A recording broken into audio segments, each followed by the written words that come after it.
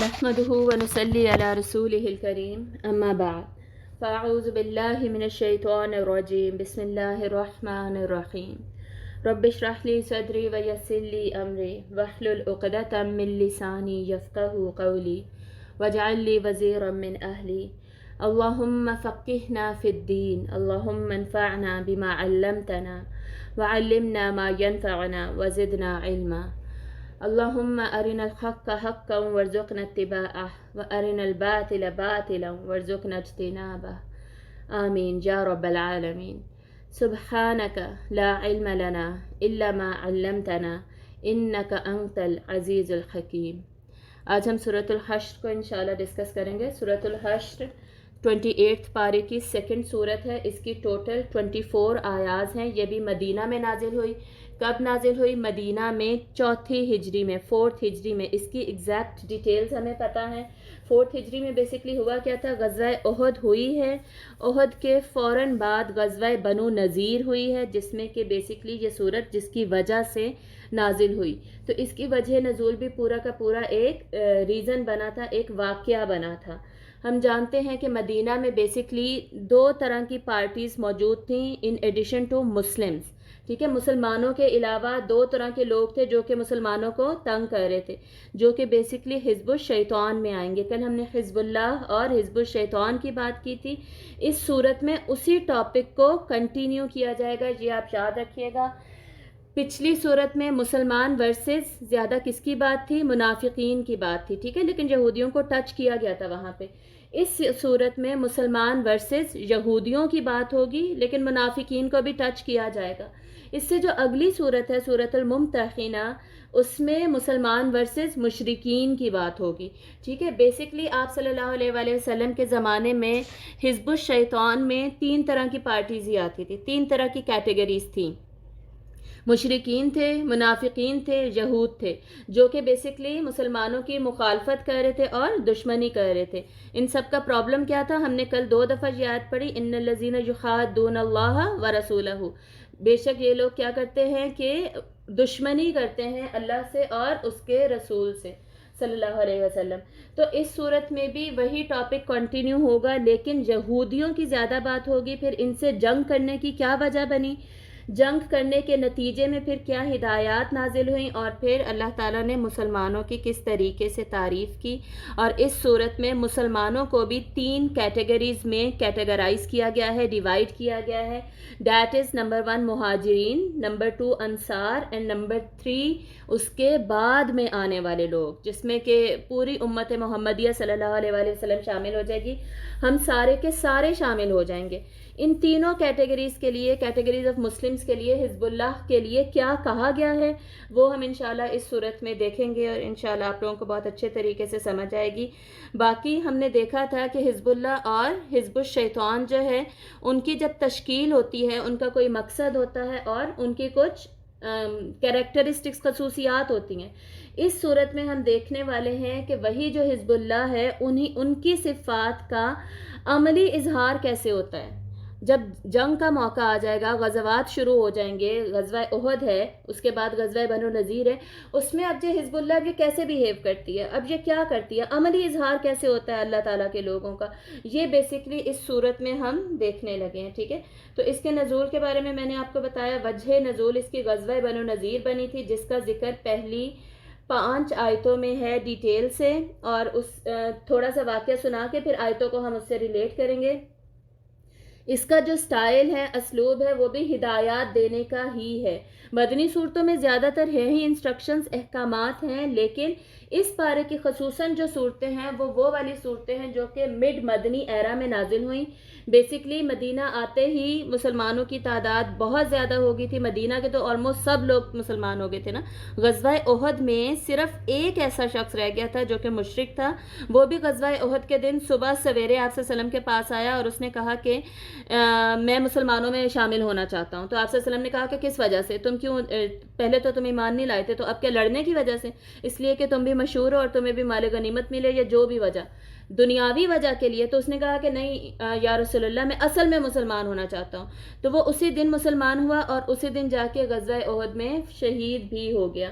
تو بیسکلی یہ واقعہ بھی ہمیں ملتا ہے اور ہمیں پتہ چلتا ہے مدینہ میں کوئی بھی مشرک تو رہا ہی نہیں تھا، لیکن بہت سارے مشرکین جب مسلمان بنے ہیں تو کچھ تو اصلی مسلمان بنے اور کچھ نقلی مسلمان بن گئے. ہمیں یہ پتہ چل چکا ہے منافق ہو چکے تھے، ٹھیک ہے، منافقین کی طرح تھے وہ لوگ، اوپر سے وہ مسلمان ہی دکھتے تھے. اور ارد گرد مدینہ کے اندر بھی اور مدینہ کے ارد گرد یہودیوں کی بستیاں تھیں جن میں سے بہت ہی کم لوگ ایمان لے کر آئے. اور ان کے یہ جو ایمان کی حالت تھی اس کا ذکر کہاں پر زیادہ آتا ہے؟ سورۃ البقرہ میں آتا ہے. یہ جو یہودی تھے نا، ان کے بیسکلی 3 قبیلے تھے. بنو قینقاع تھا، بنو نذیر تھا اور بنو قریظہ تھا. یہ جس کو میں بنو نذیر کہہ رہی ہوں نا، اس کو بنو نذیر بھی پڑھا جاتا ہے، بنو نذیر بھی پڑھا جاتا ہے، لیکن میرے منہ پر بنو نذیر ہے تو اس وجہ سے میں بنو نذیر ہی زیادہ بولوں گی. لیکن آپ لوگ کنفیوز مت ہوئیے گا اگر کسی نے بنو نذیر سنا ہوا ہے. اور علماء سے میں نے دونوں ہی سنے ہیں، بنو نذیر بھی کہتے ہیں اور بنو نذیر بھی. تو یہ جو بنو قینقاع، بنو نذیر اور بنو قریظہ، بنو قینقاع جو تھا نا، ان کا آلریڈی ڈیسیجن ہو چکا تھا غزوہ بدر کے بعد. غزوہ بدر کے بعد آلریڈی انہوں نے مسلمانوں کے خلاف سازشیں کی اور ان کو وہاں سے مدینہ سے نکال کر بدر کر دیا گیا تھا، ٹھیک ہے، جلا وطنی کر دی گئی تھی ان کو یہ سزا مل چکی تھی. غزوہ احد کے بعد اب انہوں نے جب اسی طرح کے کام کرنے شروع کیے تو اب انہیں کیا سزا ملے گی ہم یہ دیکھیں گے. اور اس کے بعد تیسرے قبیلے کی باری آتی ہے بنو قریظہ، انہیں سزا ملتی ہے غزوہ احزاب جس کو خندق کہا جاتا ہے اس کے بعد، ٹھیک ہے. تو اس کو ہم ویسے ہی ٹچ کر لیں گے، اس کا ذکر یہاں پر نہیں ہے. اور اس صورت کے موضوع کے بارے میں نے آپ کو بتا دیا. حزب اللہ کی بیسکلی جو تشکیل ہوئی تھی ان کی صفات کا عملی اظہار اس میں ہونے والا ہے، اور حزب الشیطان کی جو دوسری کیٹیگری ہے یہود، اس سے مقابلہ ہونے والا ہے. اس کا ہم ان کی نیگیٹو صفات ہم دیکھیں گے. تھرڈلی، کامیابی کے لیے حزب اللہ کو کیا چاہیے، کیا ایسے ٹولز ہیں جس کو استعمال کر کے وہ کامیاب ہو سکتے ہیں. یہ بہت امپورٹنٹ ڈسکشن ہے سورت کی، یہ پچھلی سورت میں نہیں تھی، یہ اس میں بہت زیادہ ہمیں ملے گی. آپ سورۃ الحشر سے ریلیٹڈ یہ امپورٹنٹ چیز آپ کو پتہ ہوگی، اس کی جو آخری آیات ہیں، آخری جو 3 آیات ہیں اس میں اسماء الحسنی، اللہ تعالیٰ کے خوبصورت پیارے نام، صفاتی نام جو ہیں وہ 16 آئے ہیں. کوئی بھی ایسی پورے قرآن مجید میں مزید کوئی ایسی صورت نہیں ہے جس میں اللہ تعالیٰ کے میکسیمم اسماء الحسنی اتنی زیادہ تعداد میں موجود ہوں. تو اسماء الحسنی کا عظیم الشان گلدستہ جو ہے وہ اس سورت کے اینڈ پہ موجود ہے، اور وہ آیات موسٹلی لوگوں کو آتی ہوتی ہیں، ٹھیک ہے. تو ہو سکتا ہے آپ میں سے بہت سارے لوگوں کو آتی ہوں. ان کا اس پوری سورت سے کیا کنیکشن ہے یہ ہم دیکھنے والے ہیں. دوسری امپورٹنٹ چیز، ایک تو یہ امپورٹنٹ چیز ہے سورت کی، اہم چیز ہے، اس کو منفرد بنانے والی ہے. دوسری سورت کو منفرد بنانے والی چیز کیا ہے؟ اس کا آغاز بھی تسبیح سے ہوتا ہے، اس کا اختتام بھی تسبیح سے ہوتا ہے. کل سورۃ المجادلہ میں بھی ہم نے دیکھا تھا، شروع کی کچھ آیتیں تھیں وہی آخر میں ریپیٹ ہو رہی تھی، بگننگ اینڈ اینڈنگ ایک دوسرے سے ریلیٹ کر رہی تھی. بیسکلی ان چیزوں پر، سورت کے سٹرکچر پر ہم مزید زیادہ گفتگو کر سکتے ہیں، لیکن ٹائم کی لیمیٹیشن ہے ہمارے پاس. یہ سورت اور پچھلی سورت بھی مجادلہ اور آگے ممتحنہ، یہ 3 صورتیں ایسی ہیں جو تھوڑی لینتھ میں زیادہ ہے. آیتیں تو کم ہے 24، لیکن 3.5 پیج پر یہ سورت پھیلی ہوئی ہے. تو بہت زیادہ اب ہر چیز کی ڈیٹیل میں تو ہم نہیں جا سکیں گے، لیکن انشاءاللہ اچھے طریقے سے کور کر لیں گے کہ ہمیں سمجھ بہت اچھی آئے، ٹھیک ہے. اور آج بھی ہو سکتا ہے کہ تھوڑا سا ٹائم اوپر ہو جائے کیونکہ یہ اور اگلی سورت دونوں ہی لمبی ہیں، اس کے بعد صورتیں چھوٹی ہیں انشاءاللہ. تو اس کی بھی دوسری امپورٹنٹ بات اس کی کیا ہے؟ منفرد بات، اس کو یونیک کرنے والی، اس کا آغاز بھی تسبیح سے، انجام بھی تسبیح پہ ہے. اور شروع کہاں سے؟ سبح سے. اینڈ والی آیت کس سے ہے؟ یسبح سے. سبح یسبح، مطلب شروع میں جو تسبیح بیان کی جا رہی ہے اس کے لیے ماضی کا صیغہ آ رہا ہے، اینڈ میں جو تسبیح بیان کی جا رہی ہے اس میں مضارع کا صیغہ آ رہا ہے. مضارع میں حال اور مستقبل دونوں انکلوڈیڈ ہوتے ہیں. مطلب کیا ہوا؟ پریزنٹ، پاسٹ اینڈ فیوچر، ماضی، حال، مستقبل، تینوں میں اللہ کی تسبیح ہو رہی تھی، ہو رہی ہے، ہوتی رہے گی. یہ اس سورت کے آغاز اور اختتام پر ہمیں بتا دیا گیا. یہ سب کا سب اللہ کی تسبیح سے ریلیٹڈ ہے. اب تسبیح کیا ہوتی ہے، تسبیح کے بعد کرنا کیا ہے، یہ میں آپ کو ابھی سورت میں بتاؤں گی. तस्बीह से शुरू होने वाली सूरतें 5 हैं, ठीक है। तस्बीह से शुरू होने वाली सूरतें जो कि अल्लाह की तस्बीह बयान करने से स्टार्ट होती हैं, और इन्हीं सूरतों को कहा जाता है अल-मुसब्बिहात, अल-मुसब्बिहात, ठीक है। इनमें से एक सूरत इससे पहले गुजर चुकी है, सूरतुल हदीद, वो थी 27 पारे के एंड पे, और वो माशाल्लाह काफ़ी लंबी सूरत है, थोड़ी सी मुश्किल सूरत भी है, कभी पढ़ेंगे इंशाल्लाह। उसके बाद ये सूरत है सूरतुल हश्र, फिर सूरतुल सफ़ है जो मुमतहिना के बाद आएगी, फिर अल-जुमुआ, अत-तगाबुन, ये 4 सूरतें तो इसी पारे में है, सही, और हदीद जो है इससे पिछले वाले पारे में। तो ये 5 सूरतें हैं जिनको कि अल-मुसब्बिहात कहा जाता है, जो कि अल्लाह ताला की तस्बीह से जिनका आगाज़ होता है। सबसे पहले हम ये देखेंगे तस्बीह होती क्या है, क्योंकि ये इस सूरत का बहुत इम्पॉर्टेंट जुज़ है। उसके बाद फिर हम आयात का स्टार्ट कर देंगे, ठीक है। तस्बीह सबहा यसबहु बेसिकली होता है तैरना, पानी के ऊपर तैरना, पानी की सतह पर इस तरीके से तैरना कि इंसान या जानवर या बतख तैर रही है, जो भी तैर रहा है वो नीचे डूबेगा नहीं, वो अपने एक लेवल को मेंटेन करेगा। इसीलिए सूरतुल यासीन में आता ना, और सूरतुल मेरे ख्याल में अंबिया में भी आता है, 2 सूरतों में, और हो सकता है उससे ज़्यादा भी आता हो, मुझे याद नहीं है, लेकिन 2 में तो है कुल्लुन फी फलकी यस्बहून, हर चीज़ जो फलक में मौजूद है वो तैर रही है। तैरने का मतलब क्या, चल रही है, अपने ऑर्बिट्स में चल रही है। फॉर एग्जांपल प्लैनेट्स कोई गिर तो नहीं जाते ना, अपना एक जो लेवल है मेंटेन करके चलती जा रही है, हर चीज़ हरकत में। एटम से आप शुरू करें, सूरज पे आप चले जाएं, ठीक है, छोटे से छोटे ज़रा और बड़े से बड़े क्रिएशन पे चले जाएं, हर चीज़ क्या है, कुल्लुन फी फलकी यस्बहून, ठीक है। तो इसी से सबहा से सब्बहा बनता है। ये बेसिकली वज़न होते हैं अरबी में, ग्रामर जब हम पढ़ते हैं तो वज़न की ज़्यादा डिटेल में तो नहीं जा सकते हम, लेकिन इनको आप मतलब आप समझ सकते हैं। तो सब्बहा युसब्बिहु क्या होता है, बेसिकली तैराना, ठीक है। सबहा क्या था, तैरना, सब्बहा तैराना, किसी शय को बरकरार रखना, ठीक है। जैसे हम किसी की मदद कर रहे हैं उसका लेवल मेंटेन करने में, लेकिन अल्लाह की हम मदद नहीं कर रहे किसी चीज़ में, ठीक है। अल्लाह को हमारी मदद की ज़रूरत नहीं है, अल्लाह गनी है, अल्लाह हमीद है, ये हमने कल पढ़ लिया था, और अल्लाह कवी है, अल कवी है, अल्लाह खुद ही ताकत वाला, कुव्वत वाला, बेनियाज है, असमद है, बेनियाज की भी गनी की भी सुपरलेटिव डिग्री है अल्लाह ताला, असमद, ज़रूरत ही नहीं है, और उस सबको उसकी ज़रूरत है, ठीक है।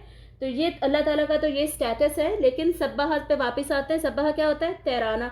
मतलब क्या हुआ, जब हम तस्बीह करते हैं तो उसमें हम अल्लाह ताला की शान को बुलंद रखते हैं, इतना ज़्यादा बुलंद रखते हैं कि उसके मकाम रफ़ी को अपने जहन में हम बरकरार रखते हैं।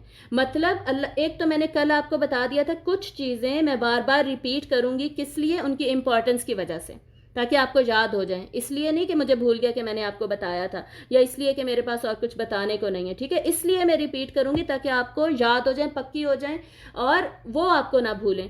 अल्लाह ताला की हर सिफ्त, उसमें 2 क्वालिटीज़ होती हैं, कल मैंने बता दिया था। नंबर 1 वो कामिल होती है, परफेक्ट होती है। नंबर 2 वो लामहदूद, अनलिमिटेड होती है, इन्फिनिट होती है, ठीक है। ये 2 चीज़ें याद रखनी है। तो अल्लाह ताला की जो अभी हम तस्बीह बयान करने लगे, अल्लाह ताला की शान, मकाम रफ़ी को जो बयान करना है हमने, एक तो वो परफेक्ट होगा, दूसरा वो अनलिमिटेड होगा, तीसरा वो हम उसको जो परफेक्शन और अनलिमिटेड होने का, इन्फिनिट होने का जो लेवल है ना, वो मेंटेन रहेगा। उसको हम नीचे नहीं कर सकते, नीचे आने नहीं दे सकते, ठीक है। तो बेसिकली तस्बीह का लफ्जी मतलब है क्या, ये मैंने आपको कॉन्सेप्ट समझा दिया। तस्बीह हम कैसे करते हैं, जो नॉर्मली हमारे नॉर्मल लाइफ में हम तस्बीह कर रहे थे, सुबहानल्लाहि व बिहम्दिही, सुबहानल्लाहिल अज़ीम, या नमाज में हम पढ़ते हैं सुबहान रब्बियल आला, सुबहान रब्बियल अज़ीम, या वैसे ही सुबहान अल्लाह की तस्बीह हम करते हैं, ठीक है। तस्बीहात की जाती हैं, ये सारे वर्ड्स हमें आते हैं। तो जब भी हम सुबहान अल्लाह कहते हैं या सुबहान रब्बियल आला कहते हैं, हम क्या कह रहे होते हैं, क्या कह रहे होते हैं, ये हमें समझ आ जानी चाहिए। तो बेसिकली तस्बीह है क्या, तस्बीह ये है कि अल्लाह यानी मेरा पैदा करने वाला, मेरा खालिक, मेरा मुसव्विर, मेरा रब हर ऐब से पाक है, हर नुक्स से बालातर है, हर लिहाज से कामिल और अकमल है। उसके इल्म, उसकी कुदरत, उसकी हिकमत में किसी किस्म की कोई कमी नहीं है। ये असल में क्या कर रहे हैं हम, बेसिकली तो हम अल्लाह की तारीफ़ ही कर रहे हैं। हम्द में क्या होता है, हम्द में भी होती अल्लाह की तारीफ़ ही है, अल्हम्दुलिल्लाह ही, तमाम तारीफ़ और शुक्र अल्लाह का है। लेकिन फ़र्क क्या है हम्द और तस्बीह में, इसको थोड़ा सा प्लीज़ जहन में रखना आपने और समझ जाना है। حمد جو ہوتی ہے نا that is in affirmation words, ٹھیک ہے، پازیٹیو ورڈز میں ہوتی ہے. جیسے کہا جائے کہ ساری کی ساری تعریف اللہ کے لیے، ٹھیک ہے. جو تسبیح ہے نا ہے وہ بھی تعریف ہی، لیکن وہ نیگیشن میں ہوتی ہے. اس میں کسی چیز کو نیگیٹ کر کے، مطلب کسی چیز کا انکار کر کے ہم تعریف کر رہے ہوتے ہیں. یہ فرق ہے بس تعریف اور تسبیح میں. اور حمد میں ہم پازیٹیو ورڈز یوز کر رہے ہوتے ہیں، تسبیح میں ہم نیگیشن کسی چیز کی کر کے، کسی چیز کا رد کر کے ہم تعریف کر رہے ہوتے ہیں. ٹھیک ہے. فار ایگزامپل میں بولوں کہ میری امی بہت اچھی کوک ہیں، یہ ہو گئی تعریف، ایک طریقے سے آپ سمجھے حمد. اور نمبر 2 تسبیح کیا ہوگی؟ میری امی جیسا کوک تو کوئی ہے ہی نہیں، نیگیشن کر کے میں تعریف کر رہی ہوں. اور جب نیگیشن کر کے تعریف کی جاتی ہے وہ ہائیسٹ لیول ہوتا ہے، وہ ایڈیشنل ایکسٹرا لیول ہوتا ہے، سپرلیٹو ہو گیا. سمجھ آئی؟ تو یہ تسبیح، یہ اس کو بیسکلی تسبیح کہتے ہیں.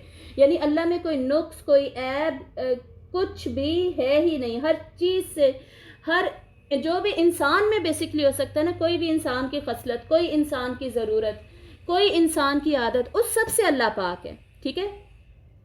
ہر عیب، ہر خامی، ہر برائی، ہر جو بھی کوئی انسان اللہ کے بارے میں نعوذ باللہ خدا نہ خواستہ غلط کہتا ہے، جیسے عیسائی کہتے ہیں کہ اللہ نے بیٹا بنا رکھا ہے نعوذ باللہ، تو اللہ تعالیٰ اس سب سے پاک ہے، اس سب سے بہت زیادہ دور ہے. یہ سب اللہ میں تو ہے ہی نہیں. جب ہم یہ کہتے ہیں، ہم کرتے ہیں تسبیح، سبحان اللہ کا یہ مطلب ہوتا ہے بیسکلی. اور ہم تسبیح کر کے کر رہے ہیں، اللہ تعالیٰ کے مقام رفیع کو اپنے صحن میں بلند کر کے برقرار رکھ رہے ہیں. تو یہ جو سٹیٹس برقرار رکھ رہے ہیں، یہ بیسکلی تسبیح ہوتی ہے.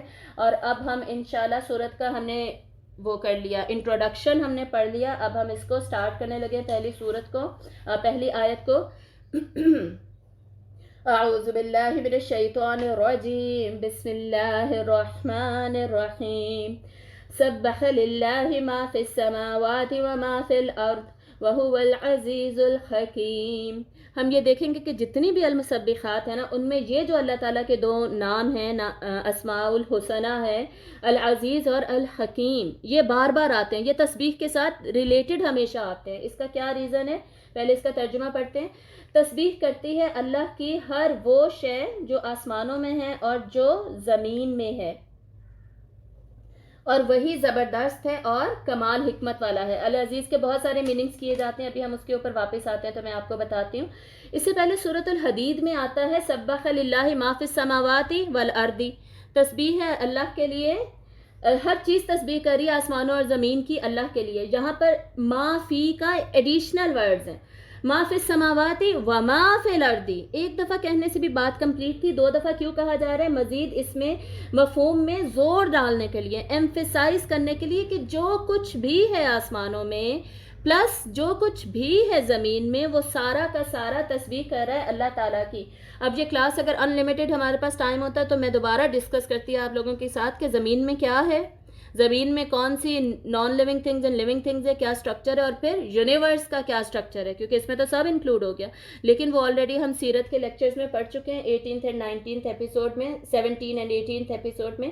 اس کو اگر کسی نے نہ سنا ہو تو وہ اس کو وزٹ کر سکتا ہے اور یونیورس کا دوبارہ سٹرکچر دیکھے اور اس چیز کی ریئلائزیشن کرے کہ کتنا ہیوج ہے سارا کچھ اور کیا کچھ ہے جو اللہ کی تسبیح بیان کر رہا ہے. ٹھیک ہے.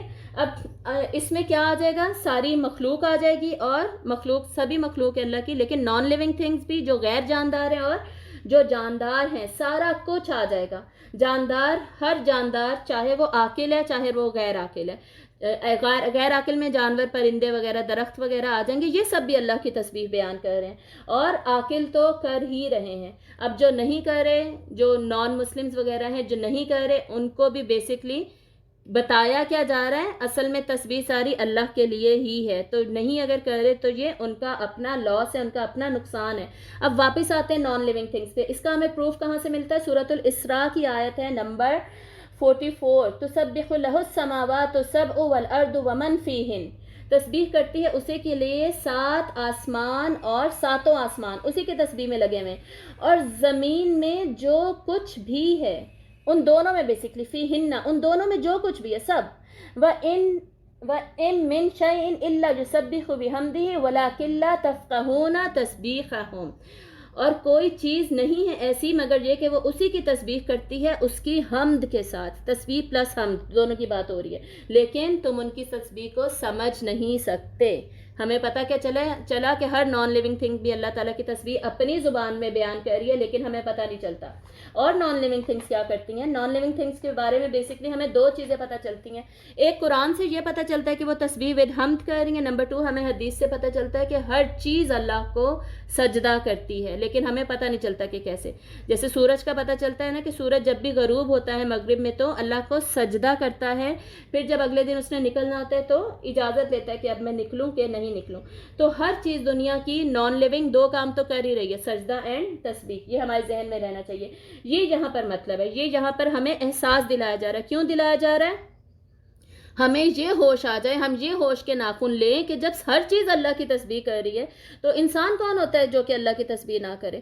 اس کا بھی کام ہے کہ وہ اللہ تعالیٰ کی تسبیح کو بیان کرے، اللہ تعالیٰ کی شان کو بیان کرے اور اس کے اگینسٹ نہ جائے۔ تسبیح بیان کرنے کے دو طریقے ہوتے ہیں، ان دونوں کو یہاں پر ہائی لائٹ کیا جا رہا ہے۔ ایک ہوتا ہے تسبیح خالی، مطلب زبان حال سے اللہ کی تسبیح بیان کرنا، جس کی ہم مسلسل ابھی فی الحال بات کر رہے ہیں۔ دوسری جو تسبیح کی ٹائپ ہے وہ بیسکلی ہوگی عمل کے ذریعے سے، تسبیح عملی، عمل کے ذریعے سے اللہ تعالیٰ کی تسبیح بیان کرنا، مطلب کہ اپنا عمل ہم ایسا رکھیں گے جس سے یہ ثابت ہوگا کہ ہاں واقعی میں نے اپنی نظر میں، اپنے دل میں اللہ کو ہی بلند رکھا ہوا ہے، میں نے کسی اور کو بلند نہیں رکھا ہوا، میں نے اپنے نفس کو بلند نہیں رکھا ہوا یا کسی اور انسان کو بلند نہیں رکھا ہوا، ٹھیک ہے؟ تو یہ دونوں طرح کی تسبیح کرنے کا ہمیں یہاں پر حکم دیا جا رہا ہے۔ بیسکلی دونوں تسبیح کے نام جو ہیں وہ یہ ہیں، تسبیح قولی پلس تسبیح حالی، ٹھیک ہے؟ تسبیح قولی ہے زبان سے تسبیح کرنا، حالی کا مطلب ہے حالت سے تسبیح کرنا، حالت میں عمل بیسکلی آئے گا، ٹھیک ہے؟ یعنی اپنے عمل کے ذریعے سے، اپنی حالت کے ذریعے سے نظر آئے کہ میں تسبیح کس کی کر رہی ہوں؟ صرف اللہ کی، اپنے آپ کو میں نے بلند نہیں کیا ہوا۔ تو بیسکلی یہاں پہ ہمیں ریمائنڈر دیا جا رہا ہے کہ بھئی اللہ تعالیٰ کی تسبیح کرو۔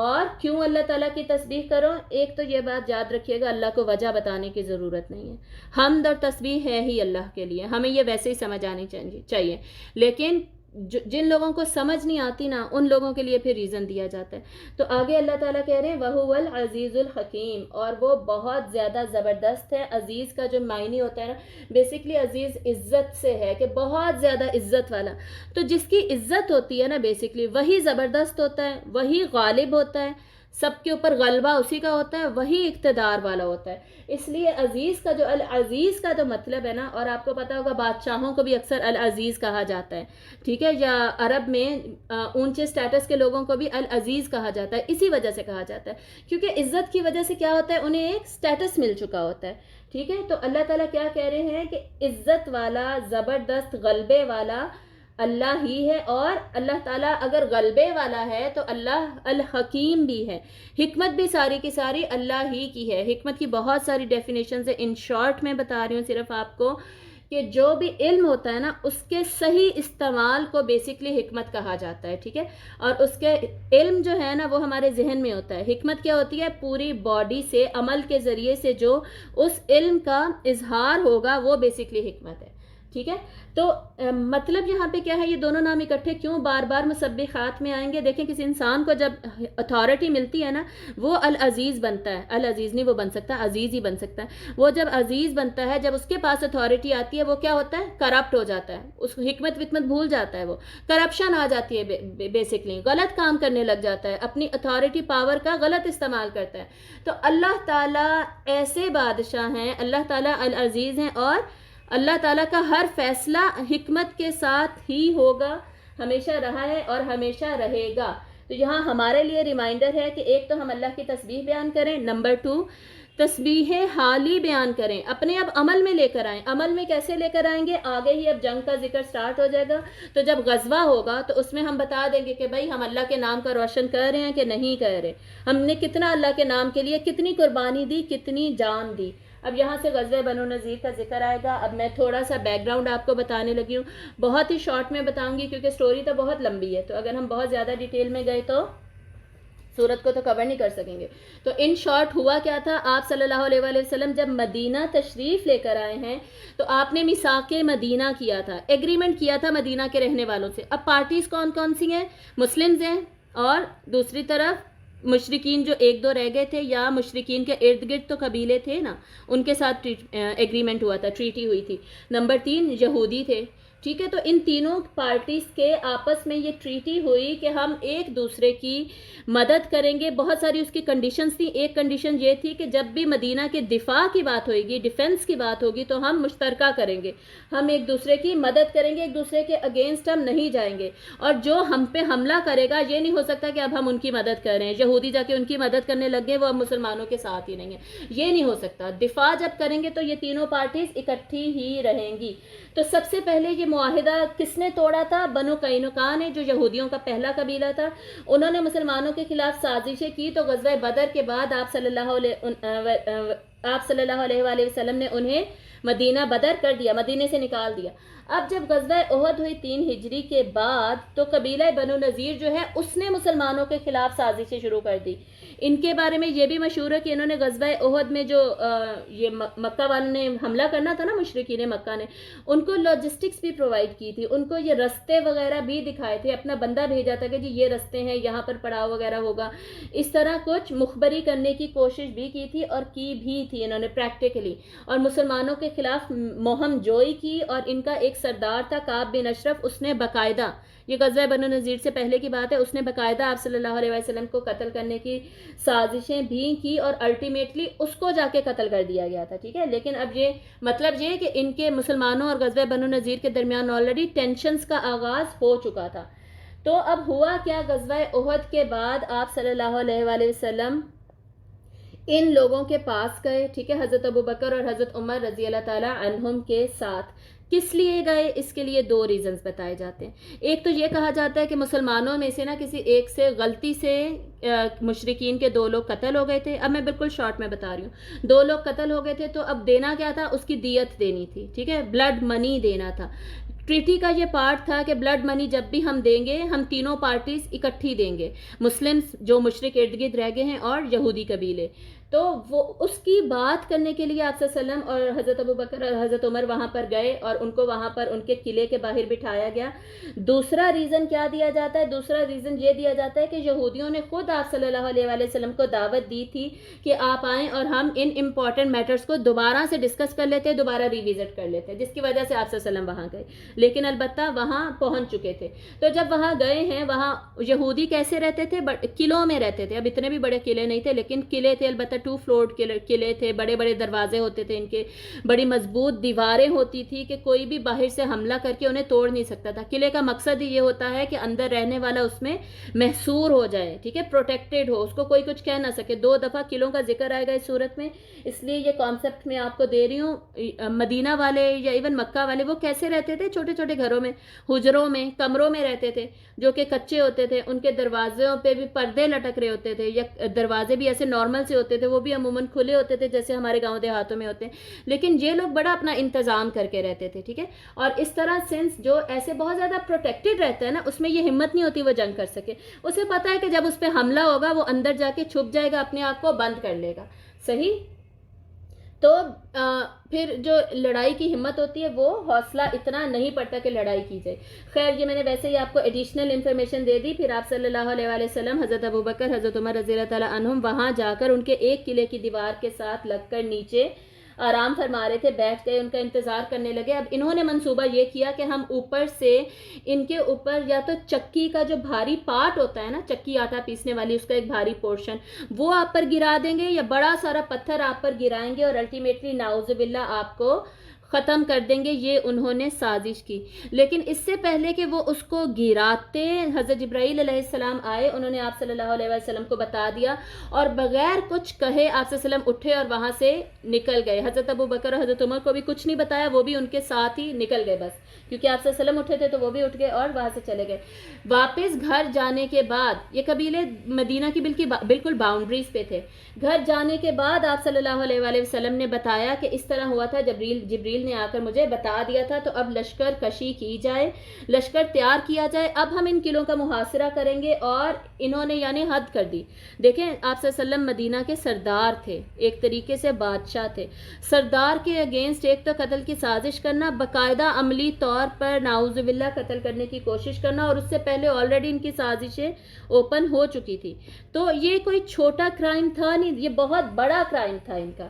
تو اس کی بیسس پر پھر ان کا محاصرہ کیا گیا، محاصرہ مطلب ان کو جا کے گھیر لیا گیا۔ اب انہوں نے کیا کیا، سارا کا سارا قبیلہ اپنے قلعوں میں چھپ گئے، سارے کے سارے، ٹھیک ہے، چھپ گئے۔ تو تقریباً 7 to 10 days ان کا محاصرہ رہا، انہیں گھیرے رکھا گیا۔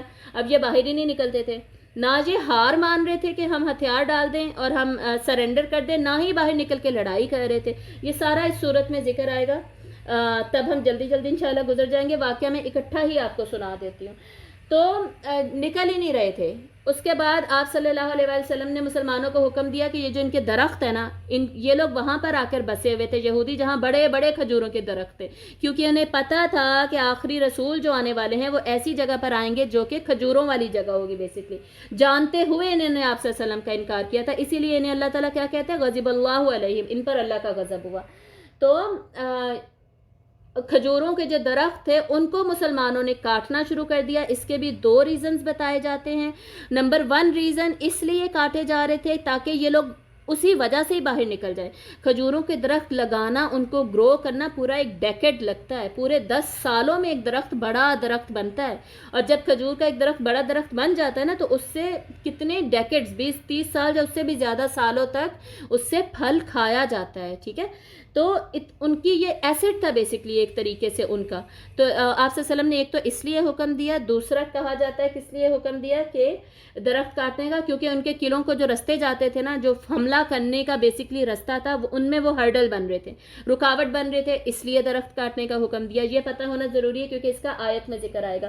یہ دونوں ریزنز میں نے ابھی بتا دیا۔ جب درخت کاٹنے شروع کیے گئے تو انہوں نے، یہودیوں نے شور مچا دیا کہ جی یہ کیسے رسول ہیں، زمین کو نقصان پہنچا رہے ہیں، رسول تو اس طرح کر ہی نہیں سکتے ہیں، وغیرہ وغیرہ۔ تو جب انہوں نے اس طرح تنقید کرنی شروع کی اور مسلمانوں کے اخلاقیات پر بات کرنی شروع کی، تو اس پر اللہ تعالیٰ نے اس کا جواب دیا، وہ اس صورت میں انشاءاللہ ہم پڑھیں گے۔ اس کے بعد ہوا کیا کہ الٹیمیٹلی منافقین نے ان سے کہا تھا کہ ہم تمہاری مدد کو آئیں گے، تم نکلنا مت، ٹھیک ہے، یہ بھی اس صورت میں آئے گا۔ لیکن منافقین ان کی مدد کو آئے ہی نہیں، تو ان کو پتہ چل گیا اب ہمارے پاس تو کوئی رستہ ہی نہیں ہے، کتنا عرصہ ہم بند رہیں گے، کھانا پینا کہاں سے کریں گے۔ الٹیمیٹلی یہ لوگ باہر نکلے، انہوں نے سرنڈر کیا، جی الٹیمیٹلی یہ لوگ باہر نکلے، انہوں نے ہتھیار ڈال دیے، سرنڈر کر دیا۔ اب آپ صلی اللہ علیہ وآلہ وسلم چاہتے تو انہیں قتل بھی کرتے تھے، ان کو قتل کرواتے، لیکن آپ صلی اللہ علیہ وآلہ وسلم نے ان کے ساتھ نرمی کا رستہ اختیار کیا، ان کو وہاں سے جانے کا حکم دے دیا گیا، ان کو بھی جلا وطنی کا حکم دیا گیا، انہیں بھی وطن بدر کر دیا گیا۔ یہ سارا واقعہ آپ نے یاد رکھنا ہے کیونکہ آیتوں میں یہی ہے بیسکلی، تو آیتوں کی میں ٹرانسلیشن کرتی جاؤں گی، یہ واقعہ آپ کے ذہن میں گھومتا جائے گا پھر اس وقت، ٹھیک ہے۔ تو جب یہ لوگ نکلے ہیں، ان کو آپ صلی اللہ علیہ وسلم نے مزید نرمی اختیار کی، ایون ان کو یہ بھی اجازت دے دی کہ بھائی تم لوگ جو اپنی جو چیزیں ہیں نا قیمتی، وہ بھی ساتھ لے جاؤ، ویپنز نہیں لے کر جا سکتے، اسلحہ لے کر نہیں جا سکتے، باقی چیزیں لے جاؤ۔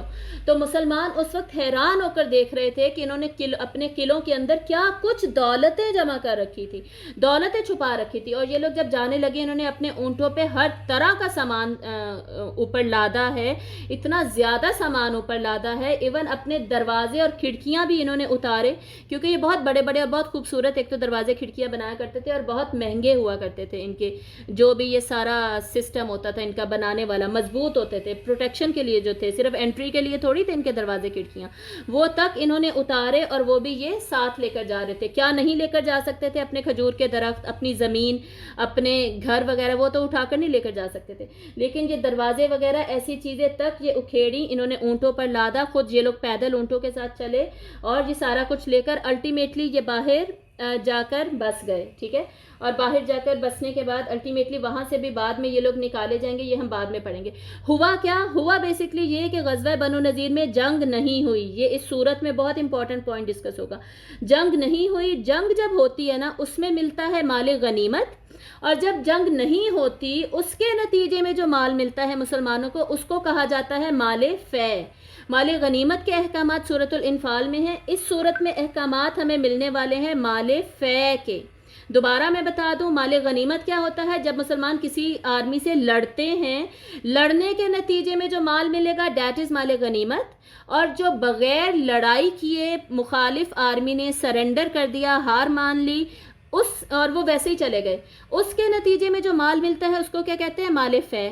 مال غنیمت جو ہے اس کی ڈسٹریبیوشن الگ طریقے سے ہوتی ہے جو سورہ انفال میں ایکسپلینڈ ہے، مال فے کی ڈسٹریبیوشن کیا ہے وہ الگ طریقے سے ہوتی ہے جو کہ اس صورت کی آیت نمبر 10 اور 11 میں ہم سٹڈی کرنے والے ہیں، ٹھیک ہے؟ تو یہ سارا میں نے آپ کو واقعہ بتا دیا، اب ہم اس کو پڑھتے جائیں گے۔ چلیں، اعوذ باللہ من الشیطان الرجیم، ہم نے پہلی آیت پڑھ لی تھی، دوسری آیت سے سٹارٹ کریں گے۔ بسم اللہ الرحمن الرحیم۔ جی، هو الذي أخرج الذين كفروا من أهل الكتاب من ديارهم لأول الحشر، وہی ہے جس نے نکالا ان لوگوں کو جنہوں نے کفر کیا تھا اہل کتاب میں سے۔ بہت سارے لوگ ایسے ہوتے ہیں جو کہ اہل کتاب کو کافر نہیں کہتے، ہمیں یہاں سے پتہ چل رہا ہے کہ جو اہل کتاب ہے نا، اس طرح کے جو اہل کتاب بیسکلی مسلمان نہیں ہوں گے وہ کافر ہی کہلائیں گے۔ اللہ ہی ہے جس نے ان کو نکالا، کیسے نکالے گئے یہ اب آپ کو پتہ چل گیا، من دیارہم، ان کے گھروں سے، لأول الحشر، پہلے حشر میں۔ حشر بیسکلی اکٹھے ہونے کو کہتے ہیں۔ تو یہ جو غزوہ بنو نذیر ہوا ہے نا، اس کو پوائنٹ آؤٹ کیا جا رہا ہے، اس کو ٹائٹل دیا جا رہا ہے اول حشر۔ پہلے حشر میں جو پہلا ان کا گھیراؤ کیا گیا اس میں ان کو نکال دیا گیا وہاں سے۔ یہاں پہ اصل مین پوائنٹ کیا ہے، پوائنٹ ٹو بی نوٹڈ ہے کہ کریڈٹ اللہ تعالیٰ خود لے رہے ہیں، ٹھیک ہے؟ اللہ تعالیٰ نے یہ کیا، کسی انسان نے یہ کام نہیں کیا، یہ یہاں پر پوائنٹ ٹو بی نوٹڈ ہے۔ ما ظننتم ان یخرجوا وظنوا انہم مانعتہم حصونہم من اللہ فأتاهم الله من حيث لم يحتسبوا وقذف في قلوبهم الرعب يخربون بيوتهم بأيديهم وأيدي المؤمنين فاعتبروا يا أولي الأبصار۔ نہیں تم نے گمان کیا تھا کہ وہ نکل جائیں گے، اور وہ یہ سمجھ رہے تھے کہ بے شک وہ بچانے والے ہیں انہیں ان کے قلعے اللہ سے۔ مسلمان کیا سمجھ رہے تھے کہ اتنی آسانی سے یہ جانے والے نہیں ہیں، اور یہ لوگ یہودی کیا سمجھ رہے تھے کہ ان کے جو قلعے ہیں وہ اللہ سے ان کو بچا لیں گے۔ پھر آیا ان کے پاس اللہ جہاں سے انہیں گمان بھی نہیں تھا، اور اللہ نے ان کے دلوں میں رعب ڈال دیا۔ اب یہ بتایا جا رہا ہے ان کا ریزن آف شکست، ٹھیک ہے؟ ان کے ہارنے کی وجہ کیا بنی؟ کوئی لڑائی جھگڑا نہیں بنا، بلکہ ان کے ہارنے کی وجہ کیا بنی؟ اللہ کا رعب۔ اللہ نے ان کو اتنا مرعوب کر دیا، ان کے دل میں اتنا رعب ڈال دیا، وہ اتنا زیادہ ڈر گئے کہ الٹیمیٹلی انہوں نے سرنڈر کر دیا۔ یہ پوائنٹ ٹو بی نوٹڈ ہے یہاں پر۔ اور آگے کیا ہے، وہ برباد کر رہے تھے اپنے گھروں کو، اپنے ہاتھوں سے خود ہی دروازے کھڑکیاں توڑ کر لے کے جا رہے تھے، اور مومنوں کے ہاتھوں سے، مطلب جو مسلمان وہاں موجود تھے انہوں نے بھی ان کی پھر مدد کی ہوگی دروازے وغیرہ اتارنے میں، ان کے لے جانے میں۔ تو عبرت پکڑو اے آنکھوں والو، مطلب کہ اے دیکھنے والو، تم لوگ یہ سارا واقعہ دیکھ رہے ہو تو اس دیکھنے سے تم لوگ عبرت پکڑو۔ مدینہ میں اب ایک یہودیوں کا قبیلہ رہ گیا تھا، بنو قریظہ، ان کو پوائنٹ آؤٹ کیا جا رہا ہے کہ بھائی اب تم عبرت پکڑنا، تم اب سازشیں مت کرنا۔ آگے دیکھیے اگلی آیت، وَلَوْلَا أَن كَتَبَ اللَّهُ عَلَيْهِمُ الْجَلَاءَ لَعَذَّبَهُمْ فِي الدُّنْيَا وَلَهُمْ فِي الْآخِرَةِ عَذَابُ النَّارِ۔ اگر نہ ہوتی یہ بات کہ اللہ نے لکھ دیا ان کے لیے جلا وطنی کو، اگر اللہ نے ان کے لیے جلا وطنی نہ لکھی ہوتی نا تو اللہ تعالیٰ کیا کرتے، ان کو دنیا میں مزید عذاب دیتے اور ان کو آخرت میں آگ کا عذاب دیتے، اور ان کے لیے آخرت میں آگ کا عذاب ہے، ٹھیک ہے؟ آخرت کا عذاب تو ان کے لیے پکا ہے، لیکن دنیا میں ان کو مزید پھر سزا دی جاتی، کوئی اور اس سے بھی خوفناک سزا دی جاتی۔ مطلب اللہ نے ان کے ساتھ نرمی اختیار کی اور ان کو جلا وطنی دے دی۔ ذَلِكَ بِأَنَّهُمْ شَاقُّوا اللَّهَ وَرَسُولَهُ وَمَن يُشَاقِّ اللَّهَ فَإِنَّ اللَّهَ شَدِيدُ الْعِقَابِ۔ اب یہاں پر یہ وجہ بتائی جا رہی ہے ان کے ساتھ یہ سلوک کیوں کیا گیا۔ جس کا کیمرہ آن ہے پلیز آف کر لیجئے۔ یہ اس وجہ سے کہ انہوں نے مخالفت کی اللہ کی اور اس کے رسول کی۔ شاقہ بیسکلی ہوتا ہے اس طرح کی مخالفت جس میں جو دوسری پارٹی ہے نا وہ مخالفت کا ہر طریقہ، ہر حربہ استعمال کرتی ہے۔ پچھلی صورت میں ہم نے پڑھا تھا یحادونا، یہاں پر کیا ہے شاقو، ٹھیک ہے؟ یشاقونا، آپ اس طرح سمجھ لیں، دونوں ورب ایک دوسرے سے ملتے جلتے ہیں۔ حادہ ہوتا ہے بیسکلی جھگڑا، لڑائی کرنا، لڑائی میں مخالفت میں آگے بڑھ جانا، اور یہاں پر کیا ہے مخالفت میں ہر طریقہ آزمانا، ٹھیک ہے؟ ملتے جلتے ورڈز ہیں دونوں۔ تو جو کوئی بھی اللہ کی مخالفت کرے گا بے شک اللہ سخت سزا والا ہے، یعنی اسے اللہ سے ڈرنا چاہیے۔ تو انہیں ڈرنا چاہیے تھا بیسکلی، لیکن ڈرے نہیں, الٹیمیٹلی ان کا یہ انجام ہوا. ما قطعتم من لینة او ترکتموها قائمة على اصولها فبإذن اللہ وَلِيُخْزِيَ الْفَاسِقِينَ. اور جو بھی تم نے کاٹا کھجور کے درختوں میں سے، میں نے آپ کو بتایا وہ کھجور کے درخت کاٹ رہے تھے، یا جو تم نے کھڑا چھوڑ دیا اس کی جڑوں پر، کچھ درخت تم نے کاٹے کچھ نہیں کاٹے، یہ کیوں ہوا؟ یہ اللہ کے اذن سے تھا. مطلب یہودی جو تمہیں تنقید کر رہے ہیں نا، اس کو سیریس مت لو، اور یہ جو تنقید کر رہے ہیں نا، یہ غلط تنقید کر رہے ہیں، یہ سب اللہ کی مشیت سے، اللہ کے اذن سے ہوا ہے، اور تاکہ وہ ان یہودیوں کو، ان فاسقوں کو رسوا کرے، ان کی بے عزتی ہو، الٹیمیٹلی یہ نکلیں اور یہاں سے جائیں. تو یہ ایک طریقہ آزمایا گیا ان کو وہاں سے نکالنے کے لیے اور ان کو بیسکلی ڈسٹرب کرنے کے لیے. اب آگے اس مال فے کا ذکر آ رہا ہے جس کا میں نے آپ کو بتایا تھا اس جنگ کے نتیجے میں جو حاصل ہوا. وَمَا أَفَاءَ اللَّهُ عَلَى رَسُولِهِ مِنْهُمْ فَمَا أَوْجَفْتُمْ عَلَيْهِ مِنْ خَيْلٍ وَلَا رِكَابٍ. اور جو اللہ نے اپنے رسول پر لوٹایا، یعنی جو مال ملا اس وقت آپ صلی اللہ علیہ وآلہ وسلم کو ان میں سے، یعنی ان یہودیوں میں سے، بس نہیں تم نے اس پر کوئی گھوڑے دوڑائے اور نہ ہی اونٹ، یعنی تم نے کوئی غزوہ میں حصہ نہیں لیا تھا، کوئی جنگ نہیں ہوئی، گھوڑے دوڑا کے، اونٹ دوڑا کے، لڑائی کر کے یہ حاصل نہیں کیا. وَلَكِنَّ اللَّهَ يُسَلِّطُ رُسُلَهُ عَلَى مَن يَشَاءُ. اور لیکن اللہ مسلط کرتا ہے اپنے رسولوں کو جس پر وہ چاہتا ہے. کل بھی ہم نے پڑھ لیا تھا نا، لَأَغْلِبَنَّ أَنَا وَرُسُلِي. غالب کون آ کے رہے گا؟ الٹیمیٹلی غالب آئیں گے اللہ اور اس کے رسول. یہی یہاں پہ بات ہو رہی ہے کہ اللہ اپنے رسولوں کو ہی مسلط کرتا ہے، جتواتا ہے، غالب کرتا ہے، فتح دیتا ہے جب بھی وہ چاہتا ہے، جس کے اوپر وہ چاہتا ہے. وَاللَّهُ عَلَى كُلِّ شَيْءٍ قَدِيرٌ. اور اللہ ہر چیز کے اوپر خوب قدرت رکھنے والا ہے. اتھارٹی تمہاری نہیں ہے، تم کیسے یہ سمجھ لیا کہ تم جیت سکتے ہو؟ ٹھیک ہے، اللہ کی قدرت ہے تو اللہ ہی جتوائے گا، جس کو چاہے جتوائے. ما افاء اللہ علی رسولہ من اہل القرى. اور جو لٹایا اللہ نے اپنے رسول پر بستی والوں میں سے، یعنی یہ جو بستیاں تھیں یہودیوں کی، اس میں سے جو لوٹایا اللہ نے، جو مال فے اب ملا ہے، اس کی ڈویژن کیا ہوگی یہ یہاں پہ بتایا جا رہا ہے.